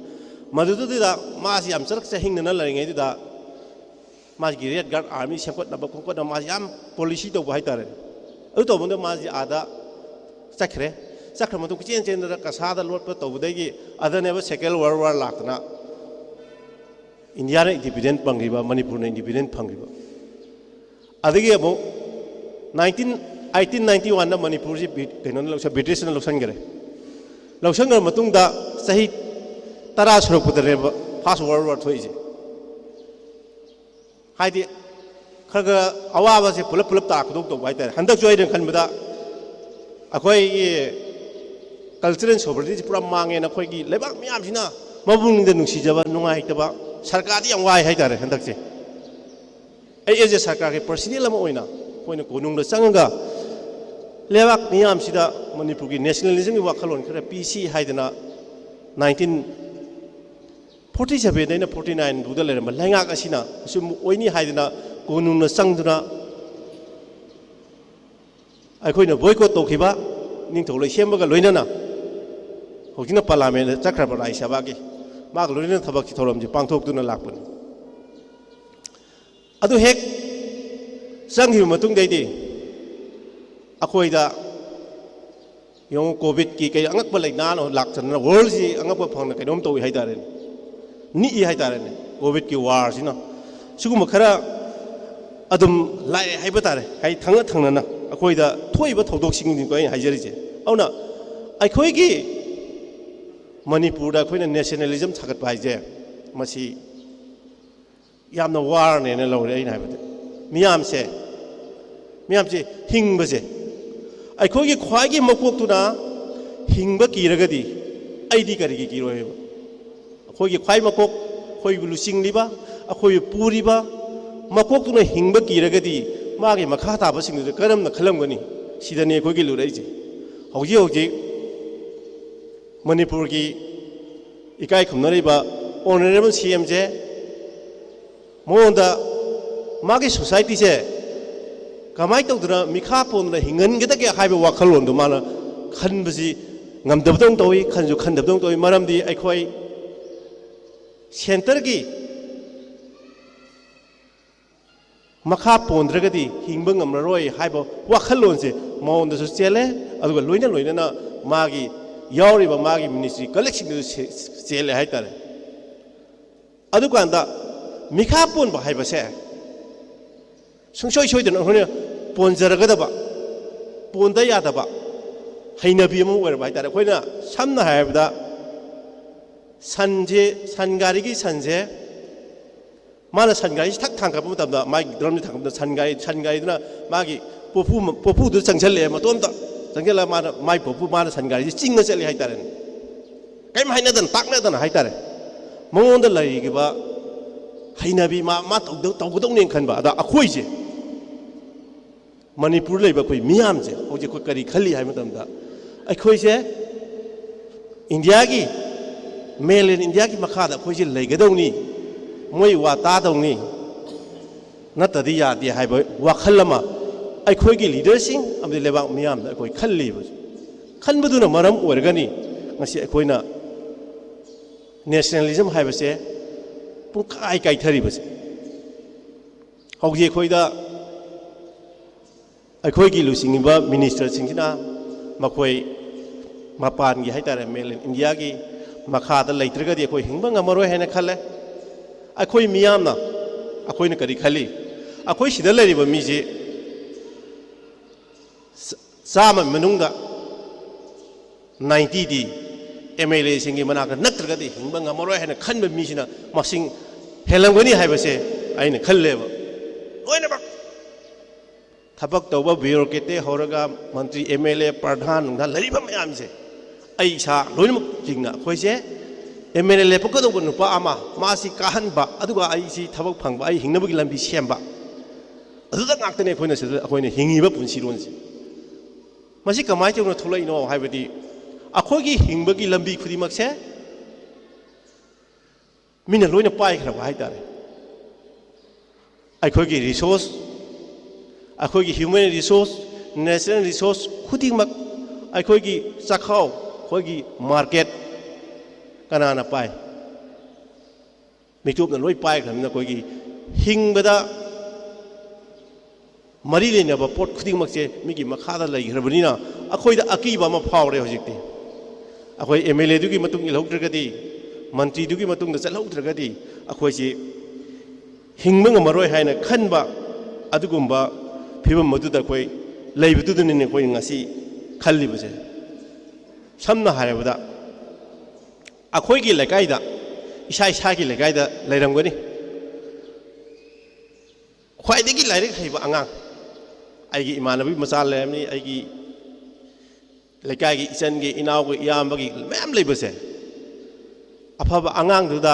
ꯊꯕꯛ ꯑꯃ ꯀꯧꯔꯁꯦꯕ ꯂꯩꯀꯥꯏꯗꯨꯗ ꯅꯠꯇ꯭ꯔꯒ ꯑꯩꯈꯣꯏ ꯂꯩꯕꯥꯛꯁꯤꯒꯤ ꯅꯠꯇ꯭ꯔꯒ ꯈꯨꯡꯒꯪꯗꯨꯒꯤ ꯑꯗꯨꯗꯤ ꯑꯐꯕ ꯑꯉꯥꯡꯁꯤ ꯄꯤꯈ꯭ꯔꯁꯤ ꯍꯥꯏꯕ ꯈꯟꯕ ꯃꯤꯁꯦ ꯑꯃꯐꯥꯎ ꯁꯤꯡꯒꯟ ꯃꯅꯤꯄꯨꯔꯗ ꯑꯃꯐꯥꯎ ꯂꯩꯇꯦ ꯑꯩꯒꯤ ꯏꯆꯥꯗꯣ ꯍꯩꯒꯦ ꯍꯩꯔꯣꯏꯗꯣ ꯃꯉꯣꯟꯗ ꯄꯤꯒꯗꯕꯅꯤ ꯍꯥꯏꯕꯒꯤ ꯋꯥꯈꯜꯁꯦ ꯁꯤ ꯂꯣꯏ ꯑꯣꯏꯔꯦꯕ ꯁꯣꯁꯤꯌꯦꯜ ꯋꯥꯀꯔꯅ ꯆꯦꯜꯂꯤꯕ ꯑꯩꯈꯣꯏꯐꯧꯅꯤꯅꯦ ꯑꯩ ꯏꯁꯥꯁꯦ ꯍꯥꯏꯇꯥꯔꯦꯅꯦ ꯑꯩꯒꯤ ꯏꯁꯥꯒꯤ ꯏꯆꯥꯁꯦ ꯃꯇꯤꯛ ꯆꯥꯒꯦꯔꯥ ꯍꯩꯒꯦꯔꯥ ꯍꯩꯔꯣꯏꯗ꯭ꯔꯥ ꯑꯩ ꯃꯥꯒꯤ ꯍꯤꯡꯅꯕ ꯄꯨꯟꯁꯤ ꯑꯃ ꯁꯦꯝꯃꯝꯗ ꯌꯥꯗꯦꯁꯦ ꯃꯃꯥ ꯃꯄꯥꯁꯤꯡ ꯂꯣꯏ ꯈꯟꯗ꯭ꯔꯣ ꯑꯩ ꯏꯆꯥꯗꯨꯒꯤ ꯃꯇꯤꯛ ꯆꯥꯗꯕꯗꯣ ꯀꯅꯥꯝ ꯈꯟꯗꯦ ꯍꯧꯖꯤꯛ ꯃꯥ ꯍꯤꯡꯅꯅꯕꯒꯤ ꯂꯝꯕꯤ ꯑꯃ ꯁꯦꯝꯕ ꯍꯥꯏꯕꯁꯦ ꯏꯠ ꯏज ꯑꯋꯥꯔ ꯗ꯭ꯌꯨꯇꯤ ꯁꯤ ꯑꯩꯈꯣꯏꯒꯤ ꯃꯤꯁꯟ ꯑꯃ ꯑꯣꯏꯔꯦꯕ ꯒꯥꯔꯖꯤꯌꯥꯟꯁꯤꯡꯁꯤꯒꯤ ꯀꯩꯒꯤꯅꯣ ꯍꯥꯏꯕ ꯃꯇꯝꯗ this is the question of the survival ꯍꯤꯡꯕ ꯍꯥꯏꯕꯁꯦ ꯇꯉꯥꯏ ꯐꯗꯕꯗꯨꯅ ꯃꯔꯝ ꯑꯣꯏꯔꯛꯏꯅꯤ ꯑꯗꯨꯅ ꯃꯔꯝ ꯑꯣꯏꯔꯒꯅꯤ ꯑꯩꯈꯣꯏꯅ ꯉꯁꯤ ꯅꯦꯁꯅꯦꯂꯤꯖꯝ ꯀꯥꯏꯊꯔꯛꯑꯦ ꯍꯥꯏꯁꯦ ꯑꯩꯁꯨ ꯀꯤ ꯍꯨꯔꯥꯟꯕ ꯃꯔꯛꯇ हुरान मरक्ता आई कमायन हिंगनी करमना हुरान अचुम पुथोरकनी अखोई बांग हुरान मंगाक्तने हुरान द्रगदी हिंगोइदब मी कुल लेबा मतमना मी कुदना लोई हुरान चानरा कांदा आइजु हुरान माजु हुरान मदु हुरान बगी लेबागनेबा हुरांगी लेबाग आइजु हुरान ददि हिंगोय मा सिने सेदा चागिदेबा मसागी चुमना चलुदगदे दु लोई हुरान लेबा तौबुददि ख्वाइदगी हुरान लेबागसे ख्वाइदगी इरांग थोकनी द ख्वाइदगी मी हकलनिबा मी से करा दो हुरान बने हुरान मा मी सिंजे हुरान द मी दि अइगोंदै पोल मांगि बजे अइना मी दुन लेइतदना हुगिबो अमनि का खन्ने हुरान द मी दि अदु हुरान मा मी दि मा थांग यालगा मी हात फंगमगनेबा खेनरिजे अदु हुरान बगी लेबाग ओइबा लमदम मसिदि मतम खुदिमकदा इरांग थोकनी मी याम हालिसिबो अखोय खंग नत्रो कोलबर्ट बी हाली गाइस करा हाली गुली चाबसिंग याम लाइ हात्रा सुमाय तौदना फत्तब मी सिंगसिदि मी हापदा कालेंग बलाइते इरांग थोकबदा कइम नासुंगे अन लेबाग नंग लेबाग से गसिदि पुंतोय तोरबा लेबा अमा खुनाय अमा ओइरे हाइतारे नेशनलिज्म की वखल ने लोइन काइथरगा हौजिक नागाना नागा कम्युनिटी की खल्ली अदुका मोइने सागली अखोई हेन चावबा मैतै का पुल्लु तादि अखोई हिंबा ngमोय नखोई तोंगानबा अखोई कम्युनिटी दि हिंगनबा उपाय म थिबा ताबदि कुकी कम्युनिटी न सुनो मा हाय मदगी मुक नागा मनु न काइथरागा जेलांगलोंगी माओगी अदुगी अतागे द मामागी कम्युनिटी सी हिंगनबा मदुगी लीडर अमम थोलगा लीडर सिंग नम कमाय तोय माई मागी community फननबगी नमादा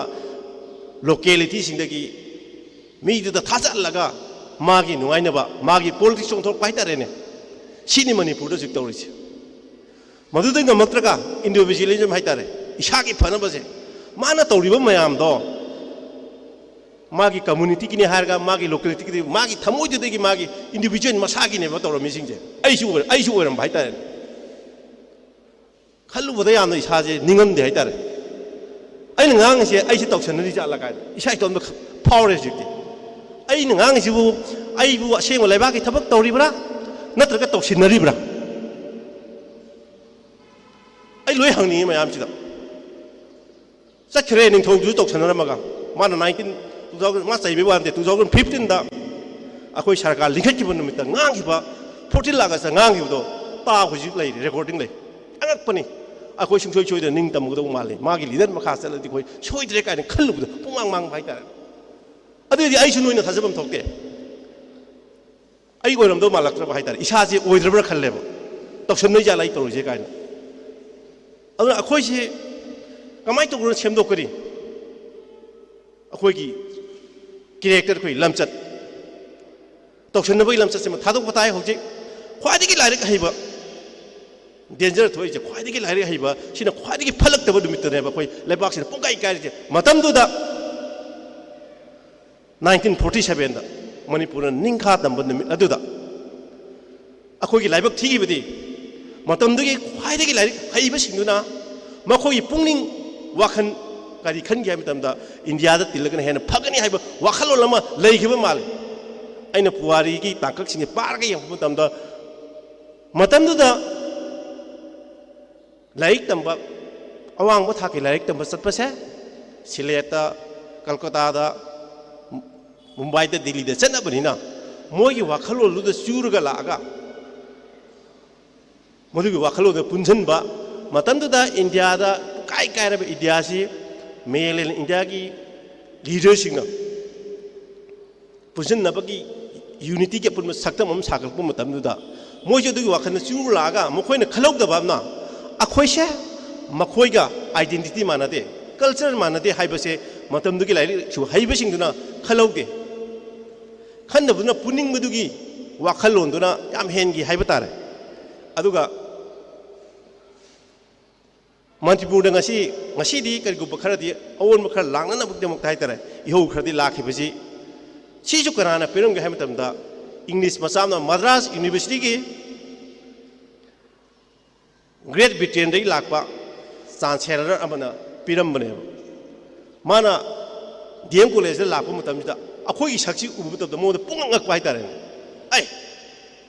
masidi berani masigi misi lamsigi misiga melen India gi miga punchen na leiba heba se sunga yaroi haina khanbedagi matamduda layoi gharba seksakpa koi pahari aramam somorendro makhoi na singba mayam si kamai to ge like tami hai ade mana hai nakhoi na melen India tin basidi yam na heng pharak tarakani maramdi noi ga moi ga sakchai thak ba na te sakchu khede identity khene haina mana yana han mana hogi assessment do bun mis lok thok bojanda madaida aramam somendro ke no khan bojane ba mai khang khang na class graduation tambani kem ti khan kai na ma ngasi haram si bona haina khallaga lehura ka da moana mapanda laitam chalakpa matam da adai idea si lakpane modagi khoi gi racism gi khena ba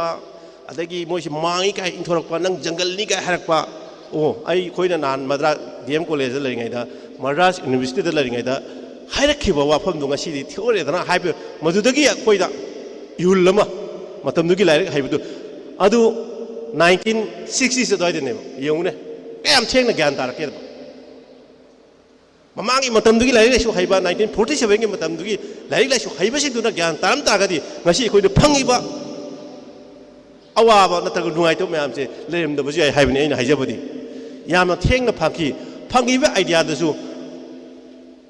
England masam na piram ba idea ne nungai ta da piram bhai ta re aduga khoi gi ngasi khoi ni hingauri sidi adugumba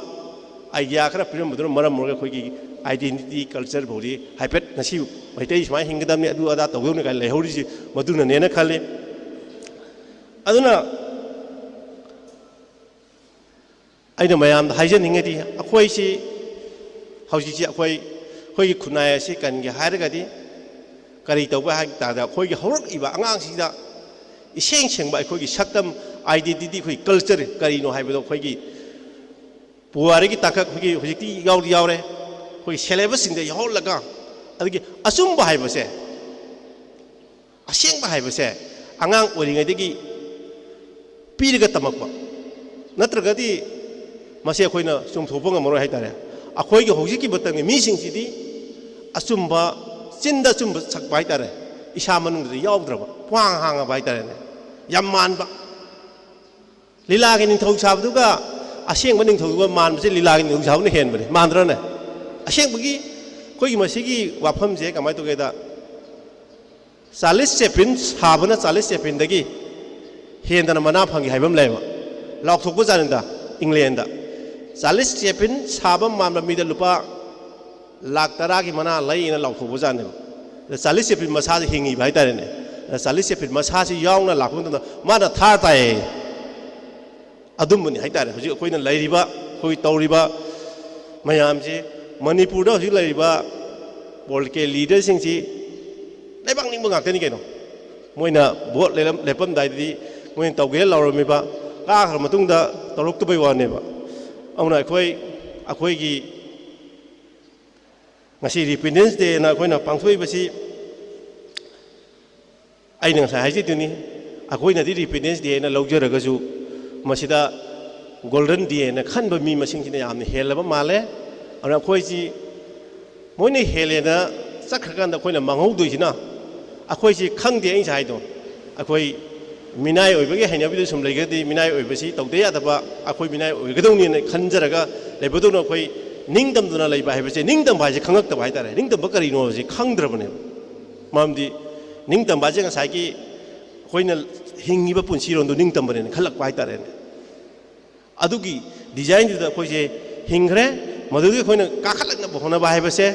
matam yamna sangane lawi maramdi yam phajana miyam wakhan tahalamba mayam ama aina baming di panjararoi miyam bu gyan tahalangani toromba mayam ama India gi lenga sangraga akhoi bu haitare ne akhoi bu lambi takpir mayam ama India manung tingraga bakoi gi chumi akhoi India gi makha legedoni haiba wakhalon du da lenga pada yaukre jingba mayama aduna aina ngasi tinbiri ba sinaw ahal laman singda haijaning badi ꯑꯩꯈꯣꯏꯒꯤ ꯅꯧꯅ ꯊꯣꯛꯂꯛꯏꯕ ꯑꯉꯥꯡ ꯍꯥꯏꯕꯗꯤ ꯑꯁꯤꯒꯨꯝꯕ ꯐꯠꯇꯕ ꯋꯥꯈꯜꯂꯣꯟ ꯆꯪꯗ꯭ꯔꯤꯉꯩ ꯁꯤꯗ ꯑꯩꯈꯣꯏꯅ ꯑꯁꯦꯡꯕ ꯍꯤꯁꯇ꯭ꯔꯤ ꯑꯃ ꯃꯅꯤꯄꯨꯔꯒꯤ ꯅꯤꯡꯇꯝꯕ ꯑꯁꯤꯅ ꯀꯩꯅꯣ ꯑꯗꯒꯤ ꯃꯤꯅꯥꯏ ꯑꯣꯏꯕꯁꯤꯅ ꯀꯩꯅꯣ ꯀꯥꯏꯅ ꯃꯌꯦꯛ ꯁꯦꯡꯅ ꯈꯪꯍꯟꯕ ꯑꯃ ꯆꯪꯉꯤ ꯑꯗꯨ ꯈꯪꯍꯟꯗ꯭ꯔꯒꯗꯤ ꯑꯩꯈꯣꯏꯒꯤ ꯑꯥꯏꯗꯦꯟꯇꯤꯇꯤꯁꯦ ꯑꯆꯧꯕ ꯃꯅꯨꯡꯗ ꯆꯪꯈ꯭ꯔꯀꯥꯟꯗ ꯁꯛꯆꯨ ꯂꯣꯏ ꯑꯣꯟꯊꯣꯛꯈꯤꯕꯗꯣ ꯑꯗꯨꯃꯥꯏꯅ ꯇꯧꯅ ꯑꯩꯈꯣꯏꯁꯦ ꯂꯣꯏ ꯑꯣꯟꯊꯣꯛꯈ꯭ꯔꯒ ꯑꯩꯈꯣꯏꯁꯦ ꯆꯍꯤ ꯏꯀꯨꯏꯗꯅ ꯍꯥꯏꯇꯥꯔꯦꯅꯦ ꯆꯍꯤ 10-30ꯁꯤ ꯃꯅꯨꯡꯗꯗꯤ ꯑꯩꯈꯣꯏꯁꯦ ꯂꯣꯏꯈꯤꯗꯧ ꯃꯥꯟꯕꯒꯤ ꯋꯥꯈꯜ ꯑꯃ ꯑꯣꯏꯅ ꯐꯥꯎꯏ ꯑꯗꯨꯅ ꯑꯩꯈꯣꯏ ꯆꯦꯛꯁꯤꯟꯃꯤꯟꯅꯁꯤ ꯑꯋꯥꯡ ꯅꯣꯡꯄꯣꯛꯇ ꯂꯩꯔꯤꯕ ꯑꯩꯈꯣꯏꯒꯤ ꯁꯛꯆꯨ ꯃꯥꯟꯅꯕ ꯃꯪꯒꯣꯜ ꯐꯨꯔꯨꯞꯁꯤꯡ ꯑꯁꯤ ꯀꯟꯅꯅꯕꯒꯤꯗꯃꯛꯇ ꯑꯩꯈꯣꯏ ꯇꯣꯉꯥꯟ ꯇꯣꯉꯥꯟꯕ ꯊꯧꯔꯥꯡ ꯀꯌా ꯄꯥꯏꯈꯠꯃꯤꯟꯅꯁꯤ ꯍꯥꯏꯕ ꯋꯥꯐꯝ ꯈꯔꯗꯤ ꯊꯝꯖꯔꯒ ꯇꯦꯟꯁꯤꯟꯖꯒꯦ ꯄꯨꯝꯅꯃꯛ ꯈꯨꯔꯨꯝꯖꯔꯤ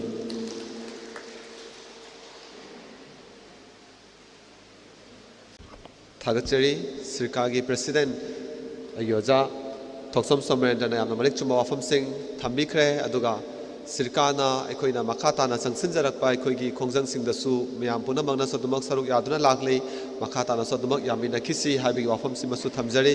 ꯑꯗꯨꯒ ꯍꯟꯗꯛꯀꯤ ꯑꯣꯛꯇꯣꯕꯔ ꯇꯥꯡ 19 ꯂꯥꯛꯂꯤꯕ ꯑꯣꯛꯇꯣꯕꯔ ꯇꯥꯡ 19 ꯑꯁꯤꯗꯁꯨ ꯃꯇꯝ ꯑꯃꯗ 1948ꯇ ꯑꯩꯈꯣꯏꯒꯤ ꯑꯦꯁꯦꯝꯕ꯭ꯂꯤ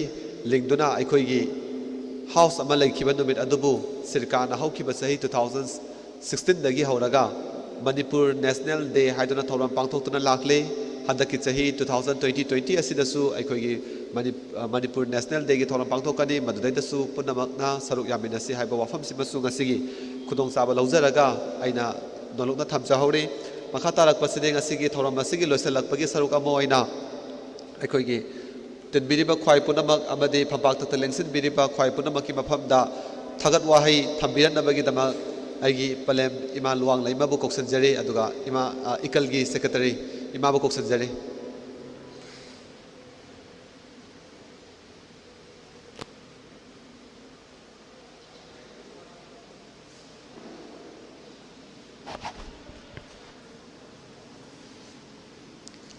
ꯑꯍꯥꯟꯕ ꯃꯛꯇꯗ ꯏꯔꯝꯗꯝ ꯏꯔꯩꯀꯥꯏ ꯑꯁꯤꯕꯨ ꯀꯣꯟꯕꯤꯔꯤꯕ ꯂꯥꯏꯅꯤꯡꯊꯧ ꯂꯥꯏꯔꯦꯝꯕꯤꯕꯨ ꯊꯥꯒꯠꯅꯖꯔꯤ ꯂꯣꯏꯅꯅ ꯂꯦꯡꯕꯤꯔꯛꯂꯤꯕ ꯑꯃꯗꯤ ꯉꯁꯤꯒꯤ ꯊꯧꯔꯝ ꯃꯄꯨꯁꯤꯡꯕꯨ ꯑꯍꯥꯟꯕ ꯃꯛꯇꯗ ꯑꯩꯅ ꯊꯥꯒꯠ ꯋꯥꯍꯩ ꯄꯤꯖꯕꯗ ꯑꯩꯅ ꯂꯥꯝꯕ ꯐꯪꯗꯕ ꯁꯣꯏꯈꯤꯕ ꯇꯥꯍꯧꯗꯕ ꯎꯍꯧꯗꯕ ꯈꯪꯍꯧꯗꯕ ꯌꯥꯎꯔꯒꯁꯨ ꯄꯨꯝꯅꯃꯛꯅ ꯉꯥꯛꯄꯤꯒꯅꯤ ꯍꯥꯏꯕꯒꯤ ꯊꯥꯖꯕꯗꯨ ꯊꯝꯖꯔꯒ ꯑꯩꯅ ꯉꯁꯤ ꯄꯨꯝꯅꯃꯛꯄꯨ ꯑꯩ ꯊꯥꯒꯠ ꯋꯥꯍꯩ ꯄꯤꯖꯒꯦ ꯑꯍꯥꯟꯕ ꯃꯛꯇꯗ ꯉꯁꯤꯒꯤ coalition for indigenous right campaign ꯁꯤꯔꯀꯥ ꯃꯅꯤꯄꯨꯔꯅ ꯆꯍꯤ ꯈꯨꯗꯤꯡꯒꯤ ꯄꯥꯡꯊꯣꯛꯇꯨꯅ ꯂꯥꯛꯄ ꯔꯤꯄꯦꯟꯗꯦꯟꯁ ꯗꯦ ꯍꯧꯈꯤꯕ 2013 ꯄꯥꯡꯊꯣꯛꯇꯨꯅ ꯂꯥꯛꯄꯅꯤ ꯍꯧꯈꯤꯕ ꯄꯥꯡꯊꯣꯛꯄꯗꯨꯗ ꯑꯩꯈꯣꯏ ꯑꯃꯝꯕ ꯅꯨꯃꯤꯠ ꯃꯇꯝꯗꯨꯗ ꯑꯩꯈꯣꯏꯅ ꯑꯣꯏꯅꯥꯝꯗ ꯄꯥꯡꯊꯣꯛꯄ ꯃꯇꯝꯗ ꯃꯤꯄꯨꯝ ꯈꯨꯗꯤꯡꯃꯛ ꯑꯃꯨꯕ ꯋꯥꯈꯜꯁꯦ ꯑꯃꯝꯕꯅ ꯊꯜꯂꯕꯅꯤꯅ ꯑꯩꯈꯣꯏ ꯈ꯭ꯋꯥꯏꯗꯒꯤ ꯍꯦꯟꯅ ꯁꯤꯒꯤ ꯅꯨꯃꯤꯠꯁꯤꯗꯒꯤ ꯍꯦꯟꯅ ꯑꯃꯨꯛ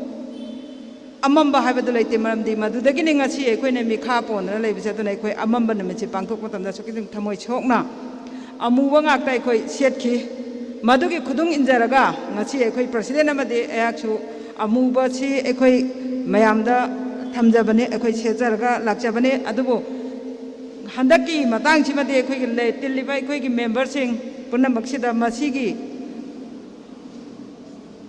ꯋꯥꯍꯩ ꯈꯣꯟꯊꯣꯛ ꯑꯁꯤ ꯁꯤꯒꯨꯝꯕ ꯊꯧꯔꯝꯁꯤ ꯁꯨꯃꯥꯏꯅ ꯇꯧꯕꯅꯤ ꯍꯥꯏꯕꯒꯤ ꯁꯥꯟꯅꯕꯒꯤ ꯅꯤꯡꯁꯤꯡꯕꯒꯤ ꯈꯨꯗꯣꯡꯆꯥꯕꯗꯨꯃꯗꯤ ꯑꯩꯈꯣꯏ ꯍꯟꯗꯛ ꯐꯪꯈꯤꯗ꯭ꯔꯦ ꯑꯗꯨꯅ ꯄꯨꯝꯅꯃꯛꯅ ꯂꯥꯛꯀꯗꯧꯔꯤꯕꯁꯤꯡꯗꯁꯨ ꯑꯩꯈꯣꯏꯒꯤ ꯄꯥꯟꯗꯝꯁꯤ ꯐꯪꯗ꯭ꯔꯤ ꯐꯥꯎꯕ ꯆꯪꯁꯤꯟꯕꯗ ꯃꯌꯥꯝ ꯄꯨꯝꯅꯃꯛ ꯆꯪꯁꯤꯟꯃꯤꯟꯅꯁꯤ ꯑꯗꯨꯒ ꯑꯩꯈꯣꯏꯅ ꯇꯧꯒꯗꯧꯔꯤꯕ ꯊꯧꯔꯝꯁꯤꯡꯁꯤꯗ ꯑꯩꯈꯣꯏ ꯃꯁꯦꯟ ꯑꯐ ꯐꯠꯇ ꯇꯥꯟꯅꯗꯅ ꯑꯋꯥꯠ ꯑꯄꯥ ꯃꯦꯟꯈꯠꯃꯤꯟꯅꯁꯤ ꯍꯥꯏꯕꯁꯤꯃꯁꯨ ꯑꯩꯍꯥꯛ ꯑꯍꯥꯟꯕ ꯃꯛꯇꯗ ꯊꯝꯖꯒꯦ ꯑꯍꯥꯟꯕ ꯃꯛꯇꯗ ꯉꯁꯤꯒꯤ ꯊꯧꯔꯝꯁꯤꯒꯤ ꯊꯧꯔꯝ ꯃꯄꯨ ꯑꯣꯏꯕꯤꯔꯤꯕ ꯁꯤꯔꯀꯥ ꯃꯅꯤꯄꯨꯔꯒꯤ ꯄ꯭ꯔꯁꯤꯗꯦꯟꯁꯨ ꯑꯣꯏꯕꯤꯔꯤꯕ ꯑꯗꯨꯒ ꯉꯁꯤꯒꯤ ꯊꯧꯔꯝꯁꯤꯒꯤꯁꯨ ꯄ꯭ꯔꯁꯤꯗꯦꯟꯒꯤ ꯐꯝꯐꯝꯗ ꯂꯦꯡꯁꯤꯟꯕꯤꯔꯤꯕ ꯑꯩꯈꯣꯏꯒꯤ ꯏꯄꯥ ꯁꯣꯃꯔꯦꯟꯗ꯭ꯔ ꯊꯣꯛꯆꯣꯝ ꯑꯍꯥꯟꯕ ꯃꯛꯇꯗ ꯃꯥꯒꯤ ꯆꯤꯜꯂꯕ ꯃꯇꯝꯕꯨ ꯀꯥꯏꯊꯣꯛꯇꯨꯅ ꯉꯁꯤꯒꯤ ꯊꯧꯔꯝ ꯑꯁꯤꯕꯨ ꯃꯄꯨꯡ ꯐꯥꯅꯅꯕꯒꯤꯗꯃꯛꯇ ꯍꯧꯕꯗꯒꯤ ꯂꯣꯏꯕ ꯐꯥꯎꯕ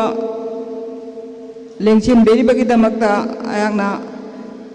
ꯊꯥꯒꯠꯄ ꯐꯣꯡꯗꯣꯛꯆꯔꯤ ꯑꯗꯨꯒ ꯑꯅꯤꯁꯨꯕꯗ ꯁꯦꯒꯥ ꯃꯅꯤꯄꯨꯔꯒꯤ ꯚꯥꯏꯁ ꯄ꯭ꯔꯁꯤꯗꯦꯟ ꯑꯩꯈꯣꯏꯒꯤ ꯏꯄꯥ ꯂꯣꯡꯖꯝ ꯔꯇꯟ ꯍꯦꯔꯤꯀꯣꯟꯒꯤꯁꯨ ꯄ꯭ꯔꯁꯤꯗꯦꯟ ꯑꯣꯏꯕꯤꯔꯤꯕ ꯔꯇꯟꯕꯨꯁꯨ ꯑꯩꯍꯥꯛꯅ ꯁꯦꯒꯥ ꯃꯅꯤꯄꯨꯔꯒꯤ ꯃꯥꯏꯀꯩꯗꯒꯤ ꯑꯃꯗꯤ ꯑꯩꯍꯥꯛ ꯏꯁꯥꯒꯤ ꯃꯥꯏꯀꯩꯗꯒꯤ ꯊꯥꯒꯠꯄꯗꯨ ꯐꯣꯡꯗꯣꯛꯆꯔꯤ ꯂꯣꯏꯅꯅ ꯉꯁꯤꯒꯤ ꯊꯧꯔꯝꯁꯤꯗ ꯅꯨꯄꯤ ꯂꯛꯇꯒꯤ ꯋꯥꯁꯗꯦꯕꯒꯤ ꯄ꯭ꯔꯁꯤꯗꯦꯟ ꯑꯣꯏꯅ ꯊꯧ ꯄꯨꯕꯤꯔꯤꯕ ꯑꯗꯨꯒ ꯁꯦꯒꯥ ꯃꯅꯤꯄꯨꯔꯒꯤꯁꯨ ꯚꯥꯏꯁ ꯄ꯭ꯔꯁꯤꯗꯦꯟꯒꯤ ꯊꯧ ꯄꯨꯕꯤꯔꯤꯕ ꯑꯩꯈꯣꯏꯒꯤ ꯏꯆꯦ ꯊꯥꯔꯛꯁꯅꯥ ꯕꯨꯁꯨ ꯑꯩꯍꯥꯛꯅ ꯉꯁꯤꯒꯤ ꯊꯧꯔꯝꯁꯤꯕꯨ ꯃꯄꯨꯡ ꯐꯥꯅ ꯍꯧꯕ ꯅꯪꯅꯕ ꯂꯥꯛꯄꯤꯗꯨꯅ ꯂꯩꯄꯥꯛꯀꯤ ꯆꯤꯔꯕ ꯇꯥꯟꯖꯥꯁꯤꯗ ꯁꯤꯒꯨꯝꯕ ꯊꯧꯔꯝꯁꯤ ꯃꯄꯨꯡ ꯐꯥꯍꯟꯕꯤꯕꯒꯤꯗꯃꯛꯇ ꯁꯦꯒꯥ ꯃꯅꯤꯄꯨꯔꯒꯤ ꯃꯥꯏꯀꯩꯗꯒꯤ ꯑꯃꯗꯤ ꯉꯁꯤꯒꯤ ꯊꯧꯔꯝꯁꯤꯒꯤ ꯃꯥꯏꯀꯩꯗꯒꯤ ꯊꯥꯒꯠꯄꯗꯨ ꯐꯣꯡꯗꯣꯛꯆꯔꯤ ꯃꯊꯪ ꯇꯥꯔꯛꯄꯗ ꯏꯔꯝꯗꯝ ꯀꯟꯕ ꯑꯄꯨꯟꯕ ꯂꯨꯞꯀꯤ ꯄ꯭ꯔꯁꯤꯗꯦꯟ ꯑꯣꯏꯅ ꯊꯧ ꯄꯨꯕꯤꯔꯤꯕ ꯑꯩꯈꯣꯏꯒꯤ ꯏꯆꯦ ꯕꯤꯃꯣꯂꯥ ꯑꯗꯨꯒ ꯁꯦꯒꯥ ꯃꯅꯤꯄꯨꯔꯒꯤꯁꯨ ꯚꯥꯏꯁ ꯄ꯭ꯔꯁꯤꯗꯦꯟꯒꯤ ꯐꯝꯐꯝꯗ ꯂꯦꯡꯁꯤꯟꯕꯤꯔꯤꯕ ꯑꯩꯈꯣꯏꯒꯤ ꯏꯆꯦꯕꯨꯁꯨ ꯉꯁꯤꯒꯤ ꯊꯧꯔꯝꯁꯤꯗ ꯃꯇꯝ ꯆꯥꯅ ꯂꯥꯛꯇꯨꯅ ꯊꯧꯔꯝꯁꯤꯕꯨ ꯁꯔꯨꯛ ꯌꯥꯕꯤꯕꯒꯤꯗꯃꯛꯇ ꯑꯩꯍꯥꯛꯅ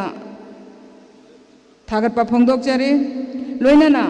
ꯈ꯭ꯋꯥꯏꯗꯒꯤ ꯃꯔꯨ ꯑꯣꯏꯔꯤꯕꯗꯤ ꯉꯁꯤꯃꯛ ꯊꯧꯔꯝꯁꯤ ꯄꯥꯡꯊꯣꯛꯅꯕꯒꯤ ꯑꯆꯧꯕ ꯑꯋꯥꯠꯄ ꯑꯃ ꯃꯦꯟꯁꯤꯟꯕꯤꯔꯤꯕ ꯉꯁꯤꯒꯤ ꯊꯧꯔꯝꯁꯤꯕꯨ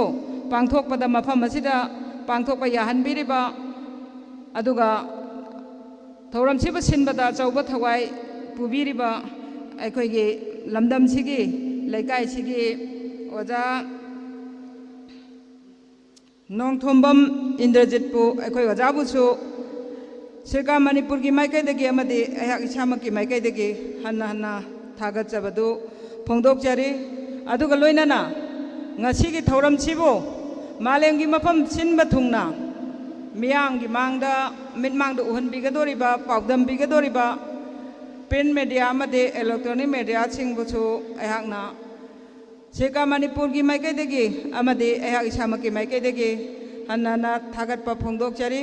ꯂꯣꯏꯅꯅ ꯉꯁꯤꯒꯤ ꯊꯧꯔꯝꯁꯤꯗ ꯁꯥꯎꯟꯒꯤ ꯐꯖꯕ ꯃꯤꯌꯥꯝꯗ ꯇꯥꯍꯟꯕ ꯉꯝꯕ ꯑꯗꯨꯒ ꯍꯦꯟꯅ ꯃꯄꯨꯡ ꯐꯥꯍꯟꯕꯒꯤꯗꯃꯛꯇꯁꯨ ꯑꯩꯍꯥꯛꯅ ꯁꯥꯎꯟꯒꯤ ꯄꯨꯕꯤꯔꯤꯕ ꯁꯤꯡꯒꯤ ꯃꯥꯏꯀꯩꯗꯁꯨ ꯑꯩꯍꯥꯛꯅ ꯊꯥꯒꯠꯄꯗꯨ ꯐꯣꯡꯗꯣꯛꯆꯔꯤ ꯑꯩꯍꯥꯛꯅ ꯍꯥꯏꯖꯕꯁꯤꯗ ꯋꯥꯠꯍꯧꯕ ꯑꯃꯗꯤ ꯆꯦꯊ ꯅꯥꯟꯊꯍꯧꯕ ꯂꯩꯔꯒꯁꯨ ꯄꯨꯝꯅꯃꯛꯅ ꯉꯥꯛꯄꯤꯒꯅꯤ ꯑꯗꯨꯒ ꯂꯣꯏꯅꯅ ꯑꯩꯅ ꯈ꯭ꯋꯥꯏꯗꯒꯤ ꯍꯦꯟꯅ ꯃꯌꯥꯝꯗ ꯊꯝꯖꯅꯤꯡꯉꯤꯕꯗꯤ ꯉꯁꯤ ꯏꯔꯝꯗꯝ ꯏꯔꯩꯀꯥꯏꯁꯤꯗꯒꯤ ꯂꯦꯡꯊꯣꯛꯄꯤꯔꯛꯇꯅ ꯑꯩꯈꯣꯏꯒꯤ ꯊꯧꯔꯝꯁꯤꯕꯨ ꯀꯔꯤꯅꯣ ꯀꯔꯝꯍꯥꯏꯅ ꯇꯧꯕꯅꯣ ꯍꯥꯏꯕꯗ ꯌꯥꯝꯅ ꯃꯄꯨꯡ ꯐꯥꯅ ꯋꯥꯈꯜ ꯂꯩꯅ ꯇꯥꯕꯤꯔꯒ ꯇꯨꯡꯒꯤ ꯑꯁꯥ ꯃꯌꯥꯝ ꯑꯃ ꯊꯝꯕꯤꯔꯛꯀꯅꯤ ꯍꯥꯏꯗꯅ ꯊꯣꯛꯄꯤꯔꯛꯂꯤꯕ ꯑꯩꯈꯣꯏꯒꯤ ꯏꯆꯤꯜ ꯏꯅꯥꯎꯁꯤꯡ ꯄꯨꯝꯅꯃꯛꯄꯨꯁꯨ ꯑꯩꯍꯥꯛꯅ ꯍꯟꯅ ꯊꯥꯒꯠꯆꯔꯤ ꯃꯇꯨꯡ ꯇꯥꯔꯛꯄꯗ ꯁꯦꯒꯥ ꯃꯅꯤꯄꯨꯔꯅ ꯑꯃꯗꯤ ꯏꯔꯝꯗꯝ ꯀꯟꯕ ꯑꯄꯨꯟꯕ ꯂꯨꯞ ꯂꯣꯏꯅꯅ ꯋꯥꯁꯗꯦꯕ ꯉꯁꯤ ꯂꯩꯔꯤꯕ ꯁꯦꯒꯥꯒꯤ ꯃꯅꯨꯡ ꯆꯜꯂꯤꯕꯁꯤꯡꯁꯤꯅ ꯄꯥꯡꯊꯣꯔꯛꯄ ꯊꯕꯛ ꯊꯧꯔꯝꯁꯤꯡꯗꯁꯨ ꯄꯨꯝꯅꯃꯛꯅ ꯑꯆꯧꯕ ꯊꯧꯗꯥꯡ ꯂꯧꯕꯤꯗꯨꯅ ꯃꯇꯦꯡ ꯄꯥꯡꯕꯤꯔꯛꯀꯅꯤ ꯍꯥꯏꯕꯒꯤ ꯊꯥꯖꯕꯗꯨ ꯊꯝꯖꯔꯒ ꯄꯨꯝꯅꯃꯛꯄꯨ ꯑꯩꯍꯥꯛꯅ ꯑꯃꯨꯛꯀ ꯍꯟꯅ ꯅꯣꯡꯂꯨꯞꯆꯔꯒ ꯑꯩꯒꯤ ꯊꯥꯒꯠ ꯋꯥꯍꯩ ꯄꯤꯖꯕꯒꯤ ꯇꯥꯟꯖꯥꯁꯦ ꯃꯇꯥꯡ ꯑꯁꯤꯗ ꯇꯦꯟꯁꯤꯟꯖꯒꯦ ꯄꯨꯝꯅꯃꯛꯄꯨ ꯅꯣꯡꯂꯨꯞꯆꯔꯤ ꯊꯥꯒꯠꯆꯔꯤ ꯑꯩ ꯏꯃꯥ ꯂꯨꯋꯥꯡ ꯂꯩꯃꯅ ꯊꯥꯒꯠ ꯋꯥꯍꯩ ꯊꯝꯕꯤꯈ꯭ꯔꯕꯒꯤ ꯃꯇꯨꯡ ꯑꯁꯤꯗ ꯉꯁꯤꯒꯤ ꯐꯝꯄꯥꯛꯇꯛꯇ ꯂꯦꯡꯁꯤꯟꯕꯤꯔꯤꯕ ꯈ꯭ꯋꯥꯏ ꯄꯨꯝꯅꯃꯛꯀꯤ ꯑꯌꯥꯕ ꯂꯧꯖꯔꯒ ꯉꯁꯤꯒꯤ ꯊꯧꯔꯝꯁꯦ ꯃꯇꯥꯡ ꯁ꯭ꯋꯥꯏꯗ ꯇꯦꯟꯁꯤꯟꯖꯔꯦ ꯍꯥꯏꯅ ꯂꯥꯎꯊꯣꯛꯆꯔꯤ